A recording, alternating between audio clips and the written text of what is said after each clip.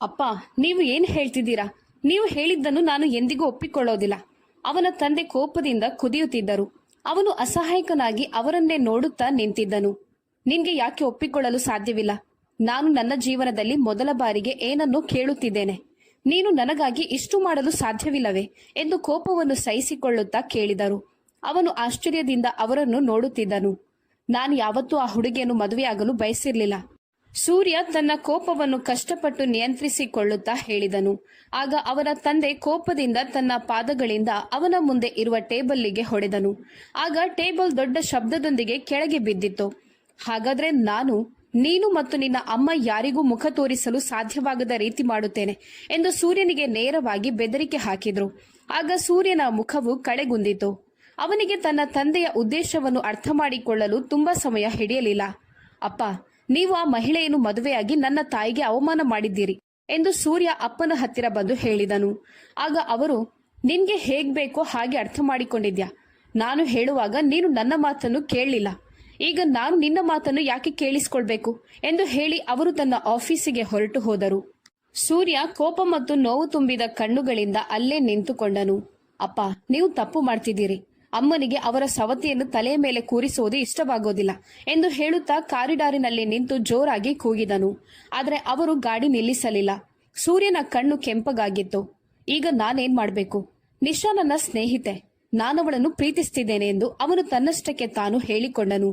ಮತ್ತು ನಿಶಾಳ ಮುಖ ಅವನ ಮುಂದೆ ಬಂದು ಹೊಳೆಯಲಾರಂಭಿಸಿತು. ಆದರೆ ಅಪ್ಪ ಹೇಳಿದ ಹುಡುಗಿಯನ್ನು ಮದುವೆಯಾಗಲು ನಿರಾಕರಿಸಿದ್ರೆ ತನ್ನ ತಾಯಿಯ ಜೀವನ ಹಾಳಾಗುತ್ತದೆ ಎಂಬುದು ಅವನಿಗೆ ತಿಳಿದಿತ್ತು. ಅವನು ತನ್ನ ತಂದೆಯ ಕೋಪ ಮತ್ತು ತಾಯಿಯ ಮೇಲಿರುವ ಗೌರವದ ನಡುವೆ ನಲುಗಿ ಹೋಗಿದ್ದನು. ಅವನು ಆಸ್ಪತ್ರೆಗೆ ಹೋಗಲು ನಿರ್ಧರಿಸಿದನು. ಗಾಡಿ ಸ್ಟಾರ್ಟ್ ಮಾಡುತ್ತಿದ್ದಂತೆ ಅವನ ಹೃದಯವು ವೇಗವಾಗಿ ಬಡಿಯಲು ಪ್ರಾರಂಭಿಸಿತು. ಸ್ವಲ್ಪ ಹೊತ್ತಿನ ನಂತರ ಅವನು ಆಸ್ಪತ್ರೆಗೆ ಬಂದು ತಲುಪಿದಾಗ ಅವನ ತಂದೆಯು ತಲೆಯ ಮೇಲೆ ಕೈಯನ್ನಿಟ್ಟು ಕುಳಿತುಕೊಂಡಿದ್ದರು. ಅಪ್ಪ, ನಾನು ಆ ಹುಡುಗಿಯನ್ನು ಮದುವೆಯಾಗಲು ಸಿದ್ಧನಿದ್ದೇನೆ ಎಂದು ಭಾರವಾದ ಧ್ವನಿಯಲ್ಲಿ ಹೇಳಿದನು. ಅವನ ಮುಂದೆ ಒಬ್ಬ ಮಹಿಳೆ ಉಸಿರಾಡಲು ಕಷ್ಟಪಡುತ್ತಾ ಇನ್ನೇನು ತನ್ನ ಕೊನೆಯ ಕ್ಷಣ ಬಂದು ಬಿಡುತ್ತದೆ ಎಂಬಂತೆ ಹಾಸಿಗೆಯ ಮೇಲೆ ಮಲಗಿದ್ದಳು. ಸೂರ್ಯ, ಅನಾಮಿಕ ಹೊರಗಡೆ ಹೋಗಿದ್ದಾಳೆ, ಇನ್ನೇನು ಬಂದು ಬಿಡುತ್ತಾಳೆ. ನೀನು ಮದುವೆಗೆ ರೆಡಿಯಾಗು. ಯಾವುದೇ ಆಡಂಬರವಿಲ್ಲದೆ ಮದುವೆಯನ್ನು ಸರಳವಾಗಿ ದೇವಸ್ಥಾನದಲ್ಲಿ ಮಾಡುತ್ತೇನೆ ಎಂದು ಹೇಳಿ ಯಾರಿಗೋ ಫೋನ್ ಮಾಡಿ ಮಾತನಾಡುತ್ತಿದ್ದರು. ಸ್ವಲ್ಪ ಸಮಯದ ನಂತರ ಅನಾಮಿಕ ಬಂದಳು. ಸೂರ್ಯ ಅವಳನ್ನು ಕೋಪ ಮತ್ತು ತಿರಸ್ಕಾರದಿಂದ ನೋಡಿದನು. ಅವನ ಮನಸ್ಸು ಅತಂತ್ರವಾಗಿತ್ತು. ಯಾಕಂದ್ರೆ ಅವಳಿಗಾಗಿ ಅವನು ತನ್ನ ಪ್ರೀತಿ ಮತ್ತು ತಾಯಿಯ ಮೇಲಿರುವ ಗೌರವವನ್ನು ತ್ಯಾಗ ಮಾಡಬೇಕಾಗಿತ್ತು. ಅನಾಮಿಕ ಕೂಡ ಅವನನ್ನು ಮದುವೆಯಾಗಲು ನಿರಾಕರಿಸಿದ್ದಳು. ಆದರೆ ತನ್ನ ತಾಯಿಯ ಸ್ಥಿತಿಯನ್ನು ನೋಡಿ ಮೌನವಾಗಿ ಅವಳು ತಲೆಬಾಗಿದಳು.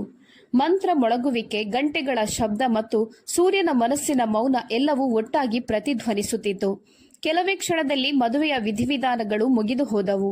ಎಲ್ಲವೂ ಮುಗಿದ ತಕ್ಷಣ ಸೂರ್ಯ ಯಾರನ್ನೂ ಲೆಕ್ಕಿಸದೆ ಹೊರಗೆ ಬಂದನು. ಅವನ ಉಸಿರಾಟವು ಭಾರವಾಗಿತ್ತು. ನಾನೇನು ತಪ್ಪು ಮಾಡಿದ್ದೆ ಎಂದು ಹೇಳಿ ಗೋಡೆಗೆ ಗುದ್ದಿದನು. ಅಷ್ಟರಲ್ಲಿ ನಿಶಾಳ ಫೋನ್ ಕಾಲ್ ಬಂದಿತು. ಫೋನ್ ಸ್ಕ್ರೀನ್ ನೋಡುತ್ತಿದ್ದಂತೆ ದೀರ್ಘವಾದ ನಿಟ್ಟುಸಿರಿನೊಂದಿಗೆ, ನಿಶಾ, ನಾನಿನ್ನು ಮೇಲೆ ನಿನ್ನ ಕಣ್ಣಲ್ಲಿ ಕಣ್ಣಿಟ್ಟು ನೋಡಲು ಸಾಧ್ಯವಿಲ್ಲ ಎಂದು ಗೊಣಗುತ್ತಾ ಫೋನ್ ಕಾಲ್ ಕಟ್ ಮಾಡಿದನು. ಮರುದಿನ ಬೆಳಗ್ಗೆ ಅನಾಮಿಕಾಳ ತಾಯಿಯ ಸ್ಥಿತಿಯು ಹದಗೆಟ್ಟಿತು. ಅನಾಮಿಕಾ ಭಯಗೊಂಡು ಸೂರ್ಯನ ತಂದೆಗೆ ಫೋನ್ ಮಾಡಿದಳು. ಅವರು ಮನೆಯಲ್ಲಿದ್ದರು. ಅವರ ಹೆಂಡತಿ ಫೋನ್ ಕಾಲ್ ರಿಸೀವ್ ಮಾಡಿದ್ರು. ಇನ್ನೊಂದು ಕಡೆಯಿಂದ ಅನಾಮಿಕಾಳ ಅಳುವ ಧ್ವನಿಯು ಪ್ರತಿಧ್ವನಿಸುತ್ತಿತ್ತು. ಆಗ ಸೂರ್ಯನ ತಂದೆ ಫೋನ್ ತೆಗೆದುಕೊಂಡು, ನಾನು ಬರುತ್ತಿದ್ದೇನೆ ಅನು, ನೀನು ಹೆದರ್ಬೇಡ ಎಂದು ಹೇಳಿ ಕಟ್ ಮಾಡಿದರು. ಅವರು ತಿರುಗಿ ನೋಡಿದಾಗ ಸೂರ್ಯ ಅಲ್ಲಿ ನಿಂತಿರುವುದು ಅವರಿಗೆ ಕಾಣಿಸಿತು. ಮುಖ್ಯವಾದ ಕೆಲಸವಿದೆ, ನನ್ನ ಜೊತೆ ಬಾ ಎಂದು ಹೆಂಡತಿಯ ಕಡೆ ನೋಡದೆ ಸೂರ್ಯನಿಗೆ ಹೇಳಿದರು. ಸೂರ್ಯ ತನ್ನ ಹಲ್ಲನ್ನು ಕಚ್ಚಿಕೊಂಡು ಕೋಪದಿಂದ ಅವರನ್ನು ನೋಡಿದನು. ಆಗ ಅವನಿಗೆ ಎಲ್ಲ ಅರ್ಥವಾಗಿತ್ತು. ಆಸ್ಪತ್ರೆಯಲ್ಲಿದ್ದ ಮಹಿಳೆಯ ಸಮಸ್ಯೆ ಕೇವಲ ಒಂದು ಸಮಸ್ಯೆಯಾಗಿರಲಿಲ್ಲ. ಈಗ ಅದು ಅವನ ಇಡೀ ಮನೆಯಲ್ಲಿ ಹರಡಲಿರುವ ವಿಷವಾಗಿ ಮಾರ್ಪಟ್ಟಿತ್ತು. ನೀವು ನನ್ನನ್ಯಾಕೆ ನಿಮ್ಮ ಜೊತೆ ಕರೆದುಕೊಂಡು ಬಂದಿದ್ದೀರಾ ಎಂದು ಸೂರ್ಯ ಕೋಪದಿಂದ ಕೇಳಿದನು. ಆಗ ಅವನ ತಂದೆ ಅವನನ್ನು ನೋಡಿ, ನಿನ್ನ ಹೆಂಡತಿಯ ತಾಯಿ ಕೂಡ ನಿನ್ನವರು ಎಂದು ಹೇಳಿ ಅನಾಮಿಕಾಳ ಜೊತೆ ಅವನಿಗೆ ಇರುವ ಸಂಬಂಧವನ್ನು ಕಟ್ಟುನಿಟ್ಟಾಗಿ ನೆನಪಿಸಿದರು.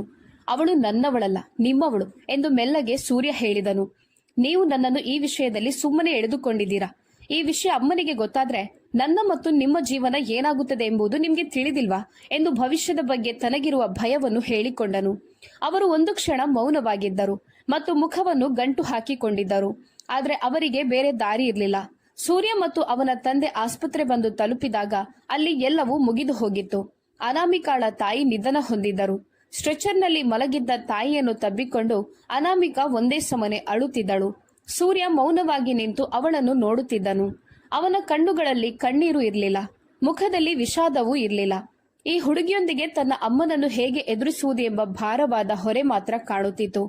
ಸೂರ್ಯ ಎಂದು ಅವನ ತಂದೆ ಕರೆದಾಗ ತುಟಿಯನ್ನು ಬಿಗಿದುಕೊಂಡು ಅವರ ಎದುರಲ್ಲಿ ನಿಂತುಕೊಂಡನು. ಸತೀಶ್ ಅವರೇ ಎಲ್ಲಾ ವ್ಯವಸ್ಥೆಗಳನ್ನು ಮಾಡಿದರು. ಸೂರ್ಯ ಒಬ್ಬ ಮೂಕ ಪ್ರೇಕ್ಷಕನಾಗಿ ನಿಂತುಕೊಂಡಿದ್ದನು. ನೀನು ಅನಾಮಿಕಾಳನ್ನು ನಿನ್ನ ಜೊತೆ ಕರೆದುಕೊಂಡು ಹೋಗು ಎಂದು ಅವನ ತಂದೆ ಭುಜದ ಮೇಲೆ ಕೈಯಿಟ್ಟು ಹೇಳಿದರು. ಅಂತ್ಯಕ್ರಿಯೆಯ ನಂತರ ವಾತಾವರಣವು ಮೌನವಾಗಿತ್ತು. ಅನಾಮಿಕಾ ಒಂದು ಸಣ್ಣ ಬಾಡಿಗೆ ಮನೆಯಲ್ಲಿ ವಾಸಿಸುತ್ತಿದ್ದಳು. ಅವಳ ತಂದೆಯ ಪಿಂಚಣಿ ಹಣವು ಬಾಡಿಗೆಗೆ ಮಾತ್ರ ಸಾಲುತ್ತಿತ್ತು. ಈಗಾಗಲೇ ಜೀವನ ಕಷ್ಟಕರವಾಗಿತ್ತು. ಆದರೆ ಈಗ ಯಾರೋ ಎಲ್ಲವನ್ನು ಕಸಿದುಕೊಂಡಂತೆ ಭಾಸವಾಗುತ್ತಿತ್ತು. ಸೂರ್ಯ ತನ್ನ ತಂದೆಯನ್ನು ಕೋಪದಿಂದ ನೋಡುತ್ತಿದ್ದನು. ನಿಮ್ಗೆ ಗೊತ್ತಿದೆ ಅಲ್ವಾ, ಈ ಹುಡುಗಿಯನ್ನು ಮನೆಗೆ ಕರೆದುಕೊಂಡು ಹೋದ್ರೆ ಅಮ್ಮ ನನ್ನನ್ನು ಕೂಡ ಮನೆಯಿಂದ ಹೊರ ಹಾಕ್ತಾರೆ. ನೀವು ಅವಳನ್ನು ಎಲ್ಲಿ ಬೇಕಾದ್ರೂ ಇಟ್ಟುಕೊಳ್ಳಿ, ನನ್ಗೆ ಚಿಂತೆ ಇಲ್ಲ.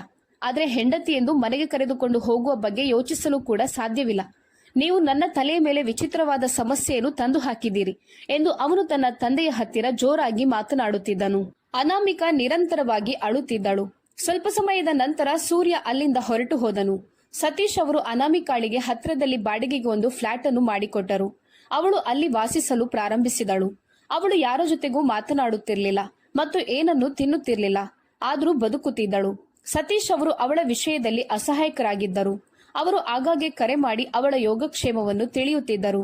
ಸೂರ್ಯ ಈಗ ನಿಶಾಳ ಜೊತೆ ಕಾಲ ಕಳೆಯುತ್ತಿದ್ದನು.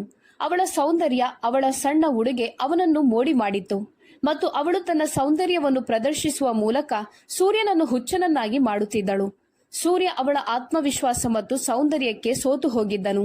ಅವನು ಅವಳ ನಗು ಮತ್ತು ಅವರ ಜೀವನ ಶೈಲಿ ಎಲ್ಲದರಲ್ಲೂ ಮುಳುಗಿ ಹೋಗಿದ್ದನು. ಮಧ್ಯರಾತ್ರಿಯಾಗುತ್ತಿದ್ದಂತೆ ಸೂರ್ಯ ಮನೆಗೆ ಹೊರಟನು. ಅವನ ತಂದೆ ಹಾಲಿನ ಸೋಫಾದಲ್ಲಿ ಕುಳಿತು ಅವನಿಗಾಗಿ ಕಾಯುತ್ತಿದ್ದರು. ಸೂರ್ಯ ಅವರನ್ನು ನೋಡಿ ಏನೂ ಹೇಳದೆ ತನ್ನ ರೂಮಿನ ಕಡೆ ಹೊರಟನು. ಸೂರ್ಯ ಎಂದು ಅವರು ಕರೆದ ಧ್ವನಿ ಕೇಳಿ ಅವನು ಅವರ ಹತ್ತಿರ ಬಂದು ನಿಂತುಕೊಂಡನು. ಸೂರ್ಯ ತನ್ನ ನಂತರ ನೀನು ಅನಾಮಿಕಾಳನ್ನು ಚೆನ್ನಾಗಿ ನೋಡಿಕೊಳ್ಳುತ್ತೇನೆ ಅಂತ ನನಗೆ ಮಾತು ಕೊಡು ಎಂದು ಅವರು ಕೇಳಿದರು. ಅವರ ಧ್ವನಿ ಭಾರವಾಗಿತ್ತು. ನಿಮ್ಮ ಪ್ರೀತಿಯ ಸೊಸೆಯನ್ನು ನೋಡಿಕೊಳ್ಳಲು ನೀವೇ ಇದ್ದೀರಲ್ವಾ ಎಂದು ವ್ಯಂಗ್ಯವಾಗಿ ಸೂರ್ಯ ಹೇಳಿದನು. ಸೂರ್ಯ, ಇವತ್ತು ನಾನು ಅವಳ ಜೊತೆ ಇದ್ದೇನೆ, ಆದ್ರೆ ನಾನು ನಾಳೆ ಇರುತ್ತೇನೆ ಇಲ್ವೋ ಅನ್ನೋದು ನನಗೆ ಗೊತ್ತಿಲ್ಲ. ದಯವಿಟ್ಟು ನನ್ನ ನಂತರ ಅವಳನ್ನು ಚೆನ್ನಾಗಿ ನೋಡಿಕೊ.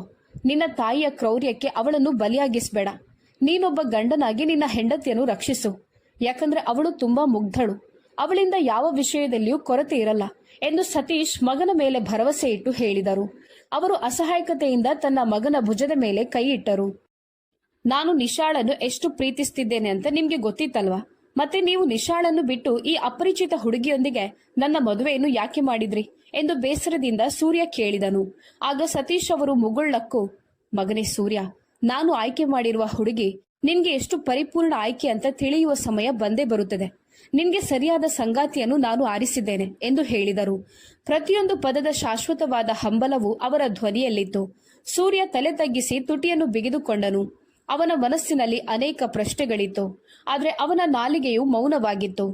ಅವನ ಮನಸ್ಸಿನಲ್ಲಿ ಅನಾಮಿಕಾಳ ಚಿತ್ರ ಬಂದಂತಾಯಿತು. ಜೊತೆಗೆ ಅವನನ್ನು ಕಾಡುತ್ತಿದ್ದ ಕಹಿ ನೆನಪುಗಳು ಮೂಡಿಬಂತು. ಆದರೆ ಸೂರ್ಯನಲ್ಲಿ ಹೇಳಲಾಗದ ಏನೋ ಒಂದು ವಿಷಯವು ಸತೀಶ್ ಅವರ ಕಣ್ಣಿನಲ್ಲಿತ್ತು. ಬಹುಶಃ ತನಗೆ ಸಮಯ ಮೀರುತ್ತಿದೆ ಎನ್ನುವುದು ಅವರಿಗೆ ತಿಳಿದಿತ್ತು. ಅದಕ್ಕಾಗಿ ಅವರು ತನಗೆ ನೆಮ್ಮದಿ ಕೊಡುವ ಭರವಸೆಯನ್ನು ಮಗನಿಂದ ಕೇಳುತ್ತಿದ್ದರು. ತನ್ನ ಮಗ ತಾನು ಹೇಳಿದ್ದನ್ನು ನಡೆಸಿಕೊಡುತ್ತಾನೆಂಬ ಭರವಸೆ ಅವರ ಕಣ್ಣುಗಳಲ್ಲಿತ್ತು. ಸೂರ್ಯ ಏನೋ ಹೇಳಲು ಹೋಗಿ ಮೌನವಾಗಿ ತಲೆಯಾಡಿಸಿದನು. ಆದರೆ ಮಾತುಗಳು ಅವನ ಗಂಟಲಿನಲ್ಲಿ ಸಿಲುಕಿಕೊಂಡವು. ಅದು ಅವನ ತಂದೆಯೊಂದಿಗೆ ಕೊನೆಯ ಭೇಟಿಯಾಗಿತ್ತು. ಆ ರಾತ್ರಿ ಸೂರ್ಯ ಗಾಢವಾದ ನಿದ್ರೆಯಲ್ಲಿದ್ದನು. ಆದರೆ ಬೆಳಗ್ಗೆಯಾದಾಗ ಸತೀಶ್ ಅವರು ಎಚ್ಚರಗೊಂಡಿರಲಿಲ್ಲ. ಮನೆ ಶೋಕದಿಂದ ತುಂಬಿತ್ತು. ಎಲ್ಲರೂ ಕಣ್ಣೀರಿಡುತ್ತಿದ್ದರು. ಮನೆಯ ಗೋಡೆಗಳಿಂದ ಅಳುವಿನ ಧ್ವನಿ ಪ್ರತಿಧ್ವನಿಸುತ್ತಿತ್ತು. ಸೂರ್ಯ ಗಟ್ಟಿ ಮನಸ್ಸು ಮಾಡಿ ಸಹಿಸಿಕೊಂಡನು. ಅವನು ತನ್ನ ತಾಯಿ ಮತ್ತು ಒಡಹುಟ್ಟಿದವರನ್ನು ಸಮಾಧಾನ ಪಡಿಸಲು ಪ್ರಯತ್ನಿಸುತ್ತಿದ್ದನು. ಸತೀಶ್ ಅವರಿಗೆ 3 ಜನ ಮಕ್ಕಳು. ಹಿರಿಯ ಮಗ ಸೂರ್ಯ ಮತ್ತು ಅವನಿಗೆ ಒಬ್ಬ ತಂಗಿ ಮತ್ತು ತಮ್ಮ ಇದ್ದರು. ಈಗ ಮನೆಯ ಸಂಪೂರ್ಣ ಜವಾಬ್ದಾರಿ ಸೂರ್ಯನ ಹೆಗಲ ಮೇಲೆ ಬಿದ್ದಿತ್ತು. ಸತೀಶ್ ಅವರದ್ದು ದೊಡ್ಡ ಮನೆಯಾಗಿತ್ತು ಮತ್ತು ಈಗ ಅದು ಮೌನವಾಗಿತ್ತು. ನಿಶಾ ಸೂರ್ಯನ ತಾಯಿಯ ಸ್ನೇಹಿತೆಯ ಮಗಳಾಗಿದ್ದಳು. ಸೂರ್ಯ ನಿಶಾಳ ಜೊತೆ ಭವಿಷ್ಯವನ್ನು ರೂಪಿಸಬೇಕೆಂದು ಕೊಂಡಿದ್ದನು.